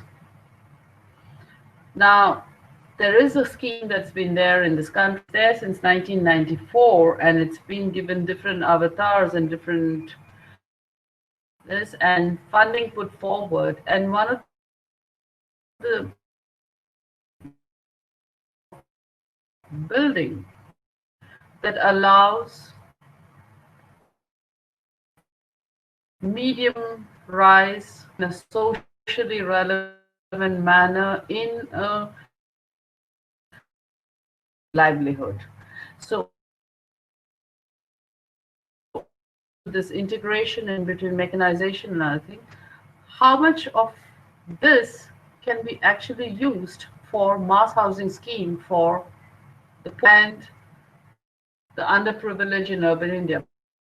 Because unless we tackle this aspect of urban development in this country, we will never be able to tackle the quality of life, pollution, things, because if you have 35% of the people living with our sewage, water, and what you're never going to have Indian cities of a certain class. It's a very very nice question, and it's so timely. And I can't stop myself from saying this, which is that the very people who live in slums are the people we are missing the most in the last 2 months. All industry, all construction, pretty much everything is at a standstill because the guys who we never cared for and who were invisible have left. To come back to your original question, I think industrial methodologies are the only way in which we can try. I mean, you look at the numbers, it is mind-numbing. It runs I know, that's why I asked the question. It runs into millions and millions and millions of houses, and if you club all the cars that have been produced in the last 5 years, you won't reach the same number. So all the infrastructure which belongs to the vehicle construction industry, which has been built up for the last 30 years, has not collectively produced the same number of vehicles as the number of shortfall housing units that we need. So that's really the thing. Where we get challenged is that when we have our policy owners writing these policy, they will ask for certain compliances which in their hearts and in their heads mean quality, but will basically short cycle the whole process completely or short circuit the whole process completely. For example, compliance to IS codes for structural safety. Now, there is nothing wrong with those codes. Those are brilliant codes and they work, and they work globally. It's not just in India. But why must a shanty town be replaced by a concrete structure which is certified for 2 hours of fire and 100 years of life? Your car isn't. The trains are not. The trains that we travel overnight are not 2-hour fire rated, and they don't last 100 years. But the moment you do those things and you say that the minimum size of a structural member shall not be less than 300 mm, this is the quote that has come in after the Gujarat earthquake. You are tying your hands to things which are not required.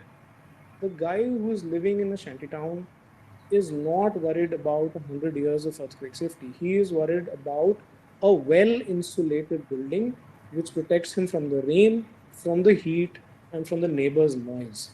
That privacy and that cleanliness is the basic thing that he needs. And I do not understand why refrigerator panels cannot be used for making houses. And they can look like whatever you want them to look like.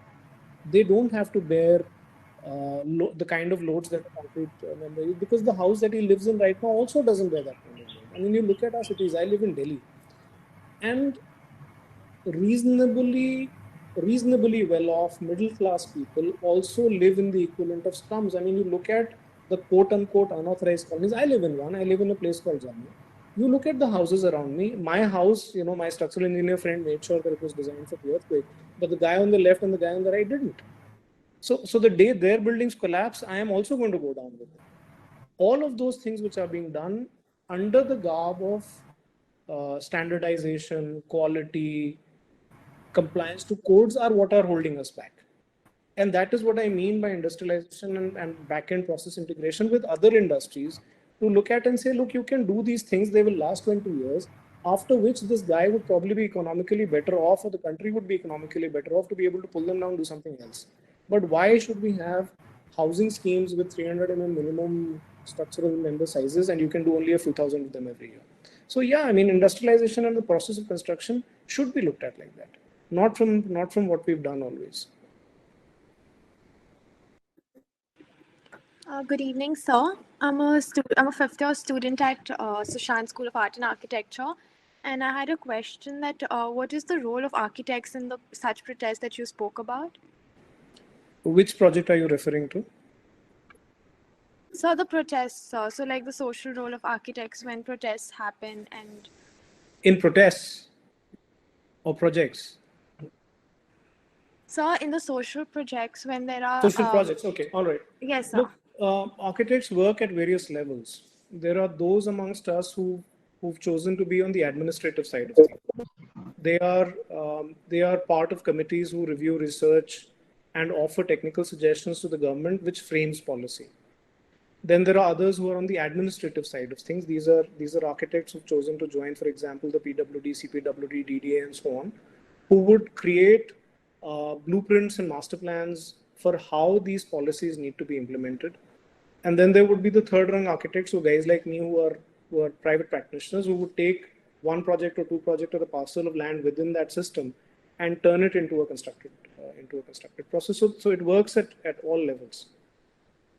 All right. So like, how does this process start? Like, for example, you took up the project in Nigeria.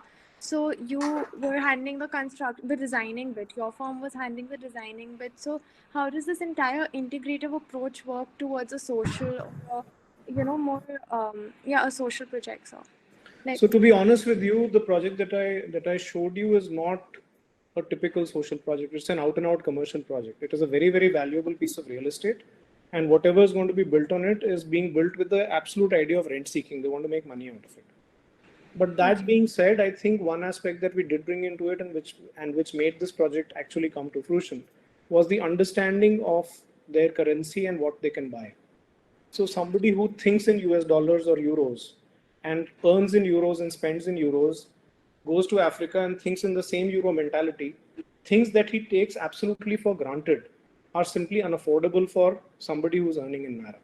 So, I mean, just to give you it happens in India as well. So somebody who's, say, for example, a young person coming out of college, if he gets himself in say, a place like Delhi, a job for 35 or 40,000 rupees a month, it's not too bad. He can live the first couple of years of life for that salary.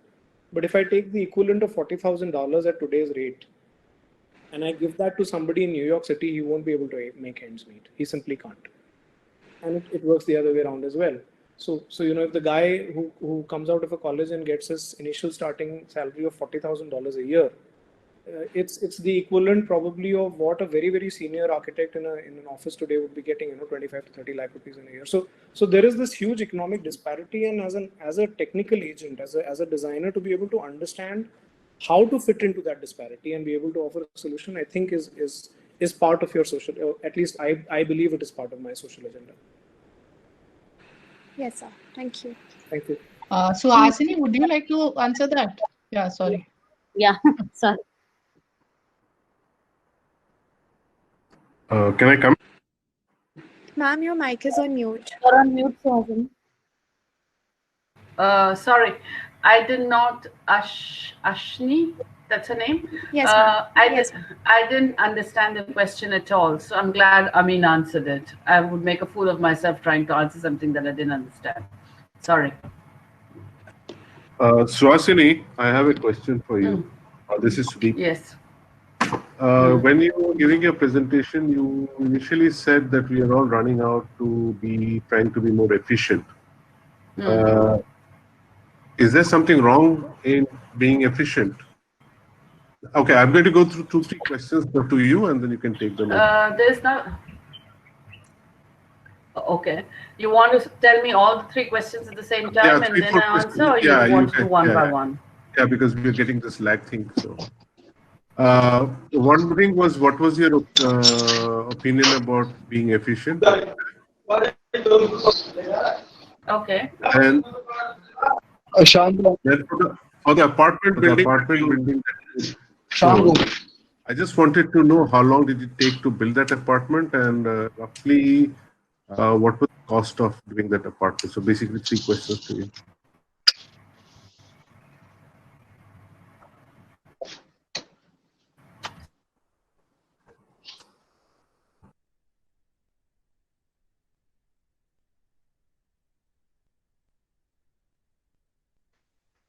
Connection issues again, I think, from Suhasini.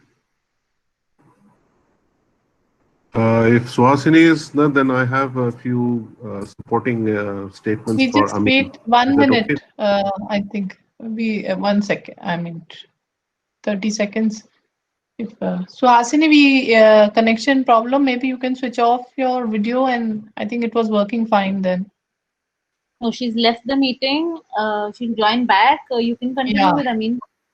Okay, for the slum thing that Amin said, I think I'm in total agreement with Amin that the problem is of the slum and the housing for affordable, or whatever you want to call it, is not with the technology or the capability of anything. There's no dearth of that. There's enough technology, there is enough material, there's enough to do those houses. And as Amin said, that there is a lack of willingness in the policy. Just a minute. For some reason, I keep getting cut off. I got the first question, which was, what do I have against efficiency? I got the third question, which was what was the timeline and the costing of the apartment? Yes. But I couldn't hear the second question. You got it. You got exactly those. Those are the questions. No, that's only first and the third. You said 3 questions. How long the apartment? The timeline was 1 and the cost. Okay. Okay.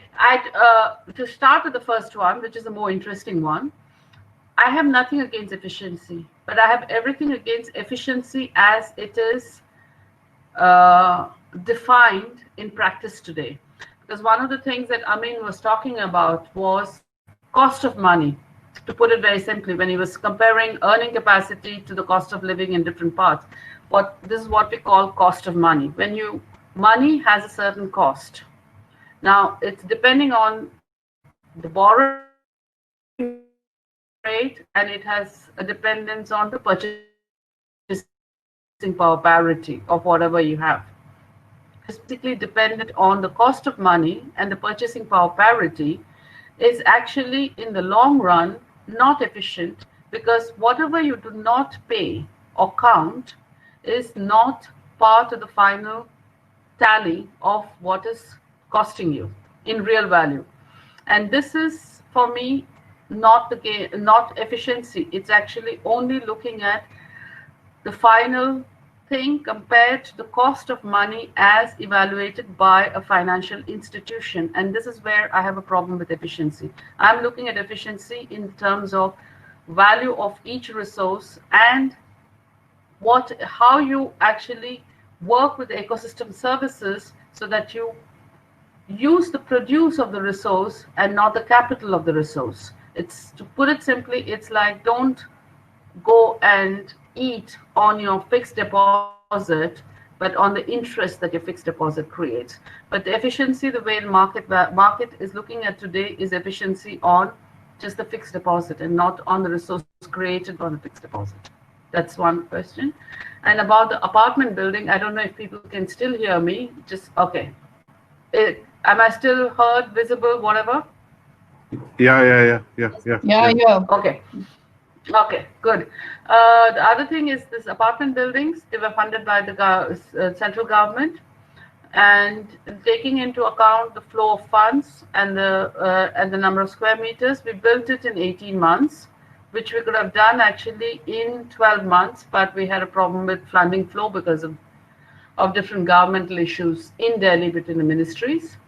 And the costing of it, including the entire infrastructure with water harvesting, wastewater treatment, and bringing our own energy, solar panels, everything, was 2,200 rupees per square meter, handed over with key and lock, 3 sets of keys so that people could just move in with their mattress and pillow. Excellent. And how many apartments were there? Sorry, I forgot to ask that. The first cluster that I showed you has, I think, about 24 or 25 apartments. I don't remember, something like that. I think, and we are continuing to build because it's an ongoing project. Okay, precious. Sudeep, if you are done, I would like Amin to respond to the economy question, to the economy perspective, rather. In fact, the efficiency part, just wanted to comment on Suhasini's response. I understand where she's coming from, and I have to agree with her that the way we do project accounting today does not do justice to the cost of the project as it should be. And that is mainly because, as Suhasini said, that there's a lot of costs which we do not account for, or we somehow don't take into consideration and leave it aside. And then, so we are not doing a proper accounting, first of all, to do justice to the and yet we want to be more efficient. So I agree with Suhasini in the way that she's putting it, but okay. And I mean, it's a different thing. Okay, carry on. Look, I don't think there is any business enterprise, whether funded by the government or funded privately, that does not account for every penny that goes into it. Actually, everything is accounted for, and it's also part of the problem. And I'll try and explain it with a couple of examples. So let's look at housing as a commercial sector. Any of us as architects or projects people who worked with builder housing would always face this issue. ये project है, 300 मकान बनाने हैं, 1450 रुपए 25 पैसे से ज़्यादा per square foot खर्चा नहीं हो सकता. That's where it starts.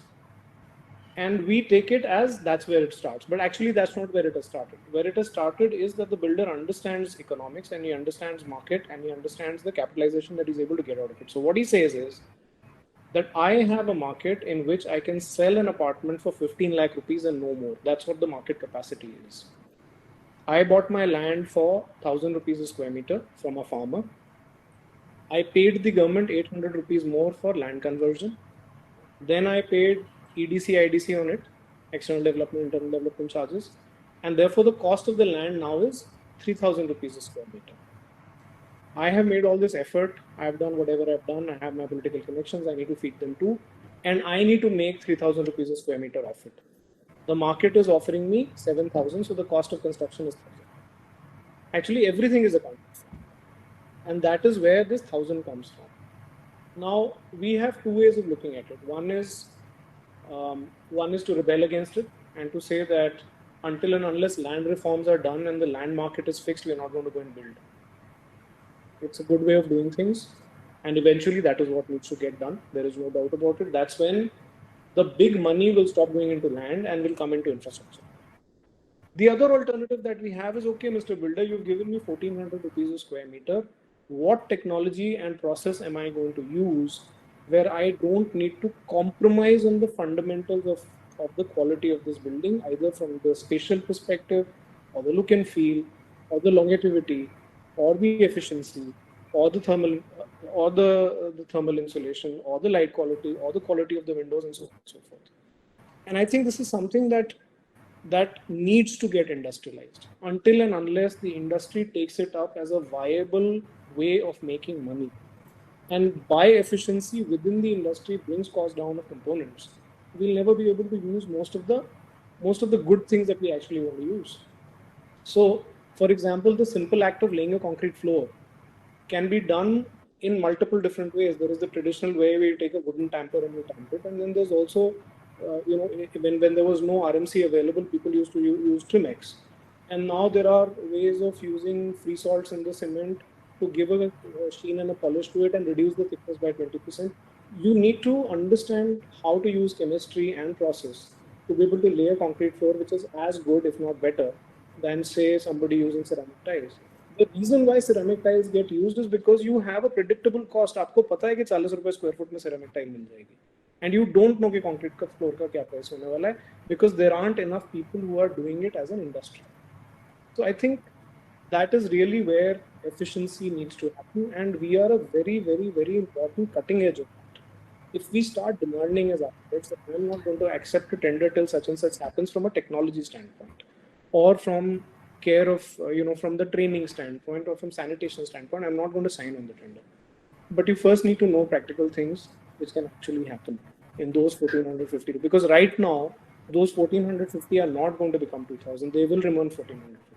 How do you do it? And compare it to the price of the cars that you bought in the last 10 years.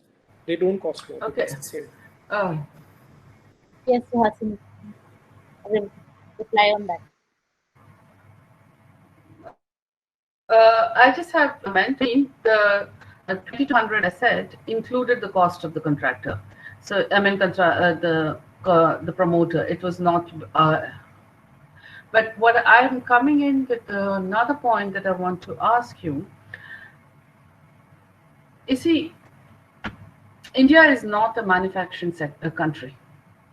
So we are still most of the population, the employed population of this country, people who are in the employment sector, or manufacturing is a very low level business in this country compared to equivalent economic strata. If you compare us to China or Korea or Japan is already a developed country. In the range of developing countries, manufacturing sector in India is very poorly managed with low skill and high energy consumption. For example, a ton of steel manufactured in India consumes 9 times the amount of water than when it's manufactured in Korea. So that's why we tend to buy from outside. For a lot of us industrialized products, looking at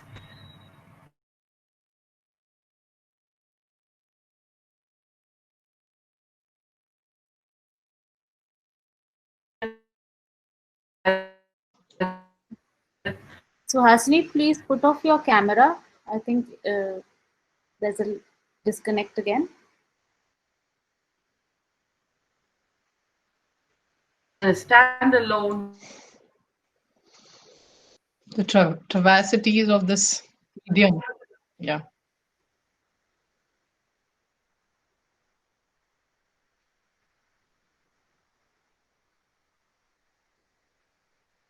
We can't hear you. So Hasini, you will have to reconnect, I suppose.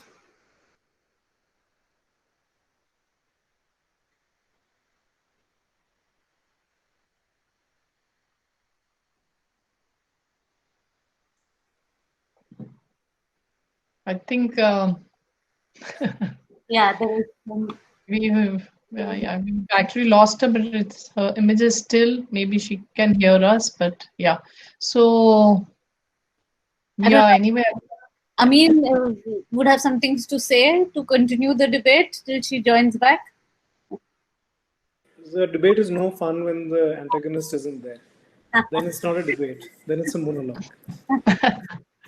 would other people want to share their questions? Do we have questions? And we are also overshot the time, so we are. It's time to after she joins back to really close soon. Yeah, we would want to.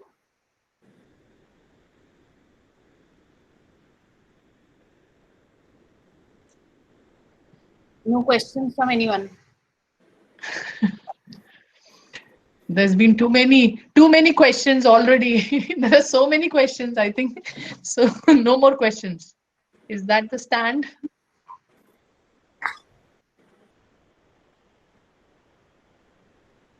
So I suppose we wait for.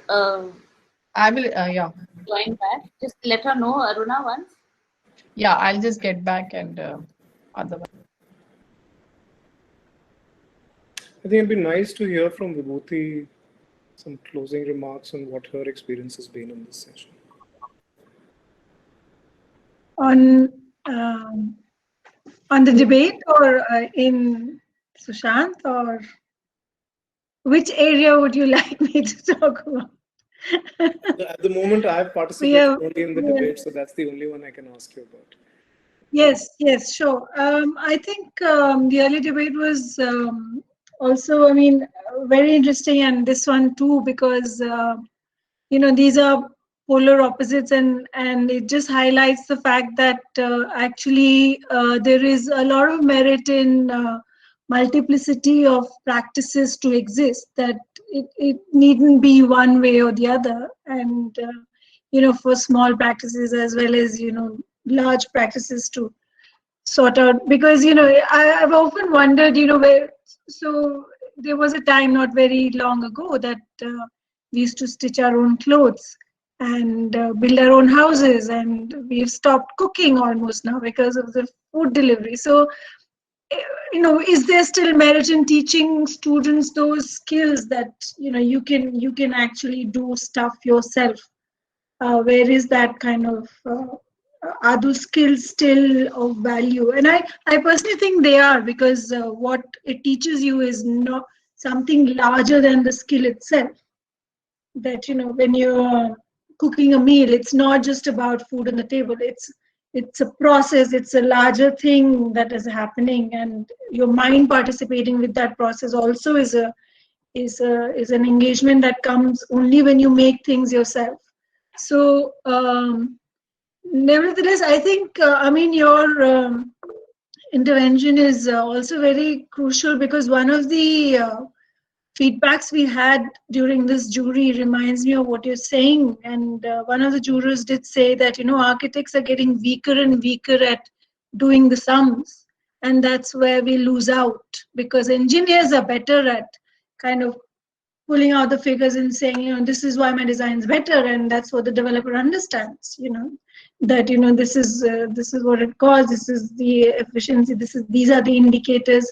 This is the nature of the soil, and these are the figures, which is something we've not been rigorously doing in education, I think, and because we also have to do this other dreaming bit. Dreaming bit takes a long time to kind of get used to, and then so I think it's an interesting debate, and where do you find the balance? And I think you only realize, as you pointed out also, that you dip into what you've learned as a student much later in life. Then while you're learning it, you think, what is the point of all this nonsense? So, and I think, as you were saying, that isn't that correct? It sort of takes, time to mature, maybe. Yeah, and honestly, I have always, in my student life and my practice, I'm really bad at math. I mean, I don't barely, believe. I barely scraped through college. So, so I was at SPA, and when you have to write your math exam in the first year, and that's the only math you do. And we used to have this professor called Dr. Iyer, who said that you've created history, and I was very pleased with myself till he told me that you've created history for the fact that I've given you 2 grace marks to pass, because I'm retiring and I don't want to come back and examine you in your supplies in summer. So, I think it's so the math and the physics that I really draw upon is what I learned in class 5th, 6th, and 7th in NCERT. What they teach you there, the fundamentals, is really everything that you need to know about buildings, and the rest of it is nuts and bolts and putting it together, really. So the dreaming is very, very important, and I think all of these successful architecture colleges do a great job of it. I think it's the fear of numbers and the fear of logic that needs to be taken. So, I've let it out among 64 people. I flunked math in first year in SPA. So there is some merit in flunking. You end up becoming better in economics. But so what do you make of, this PCM's coming back, of course, has come back as a eligibility criteria, and it's just so difficult to shake it off. I think it's a good thing. I don't think there's anything wrong with it. I think it's a very, very good thing, because at the end of the day, in our kind of economies, a building typically would be the largest capex that an individual and an organization will undertake in his lifetime. Yeah. And therefore, to in any way say that, I don't know physics, but that's all right, somebody will figure it out, etc. You either intrinsically know or you don't. But I mean, don't you think that now personal economics is changing quite radically? That, our parents' generation, they saved for one house they would build themselves, and our generation has moved to 3. But the next generation is not even contemplating that, and they would probably do 5 jobs and not own a house and not settle down and have a family, and all those values that led us to follow a certain path are all up in the air. So will this idea of building a house for oneself be. House you may not be building for yourself, but just because somebody born in 2005 decides that he doesn't want to own a house also doesn't mean that he's going to walk into Decathlon, buy a tent and live in it for the rest of his life. There will be a builder who creates co-housing spaces, and you are answerable to him, and the rents from there will pay for the capex of this housing, which still needs to be within the economic system, which this guy who's going to hold 6 jobs in his lifetime will still be a part of, because he still needs to pay rent.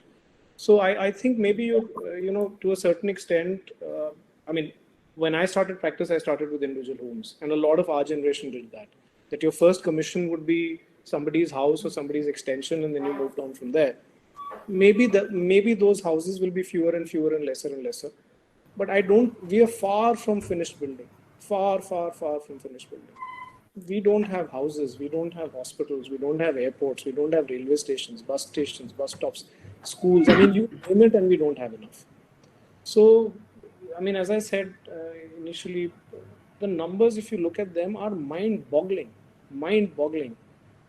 It's just the unleashing of our ability to service those sectors that will bring us back as the word that you use, as more powerful professionals, to be able to understand what it means and to be able to answer back in the same language, and to not limit ourselves to just one aspect of the industry, but to really go back and lead. I think we're far, far away from not needing architects.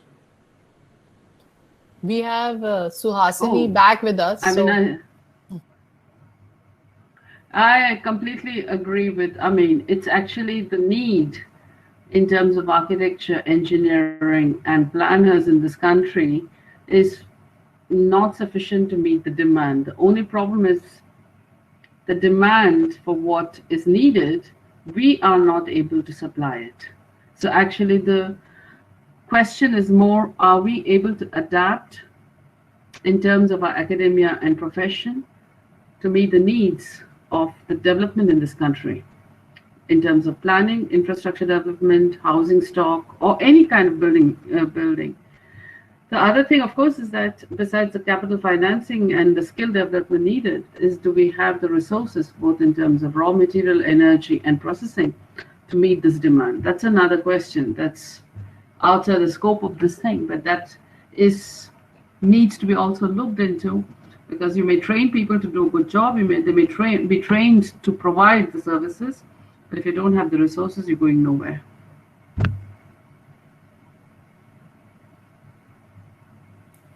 Okay. I think. I mean, to give you an example, cities like Chennai, Bombay, Bangalore don't have water. Sorry, they just don't have water supply. If you do a GIS mapping of the city of Bangalore to see who is actually getting supplied by the metro water and where is the water coming from, and we've had this agency doing this mapping by the number of taps, you realize the densest populated area of Bangalore is actually getting almost no water supply, and the area where there's hardly any population, which is where the upper middle class and the rich live, have the maximum water supply. But we are talking about the need for development in terms of hospital, roads, railway stations, bus stops, houses, schools. I mean, we have almost 50% of our population is below the age of 25 and 30% is below the age of 10. We need schools. Where's the water? To build, to supply, and to treat.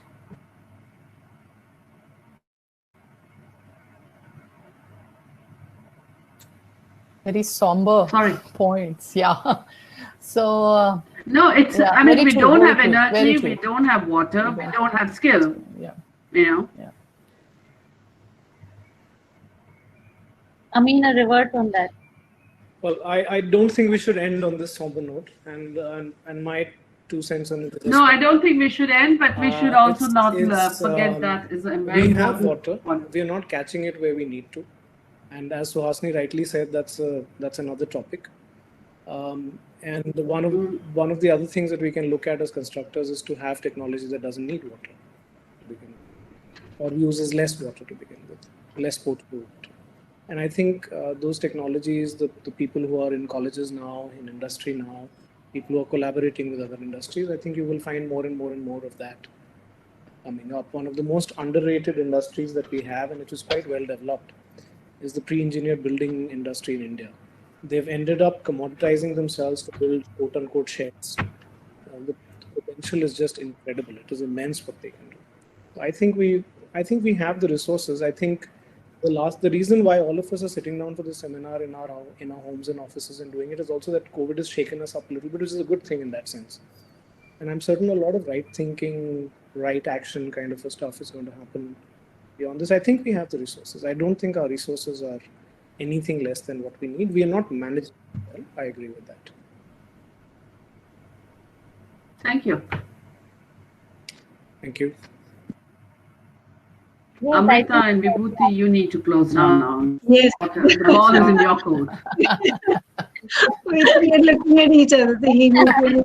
I can see people are leaving, so you better start doing a wrap-up. Yes. Yes, absolutely. I think wonderful.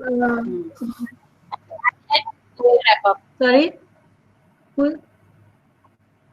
I'll let you wrap up with you. Okay.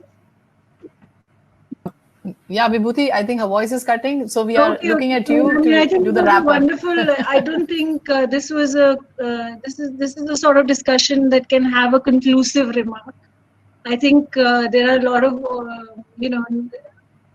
I think a lot of topics for further interaction, whether it's resources, whether it's appropriate technology, whether it's efficient systems, whether it's economics and law is another big area that we need to kind of have really take the fear out of architects of those subjects, where drawing a business plan becomes a nightmare. And so I think there is so much more to discuss, and I thank you both for your generosity, for your time, and for your openness to engage with the faculty and our young faculty and our students here, and may this relationship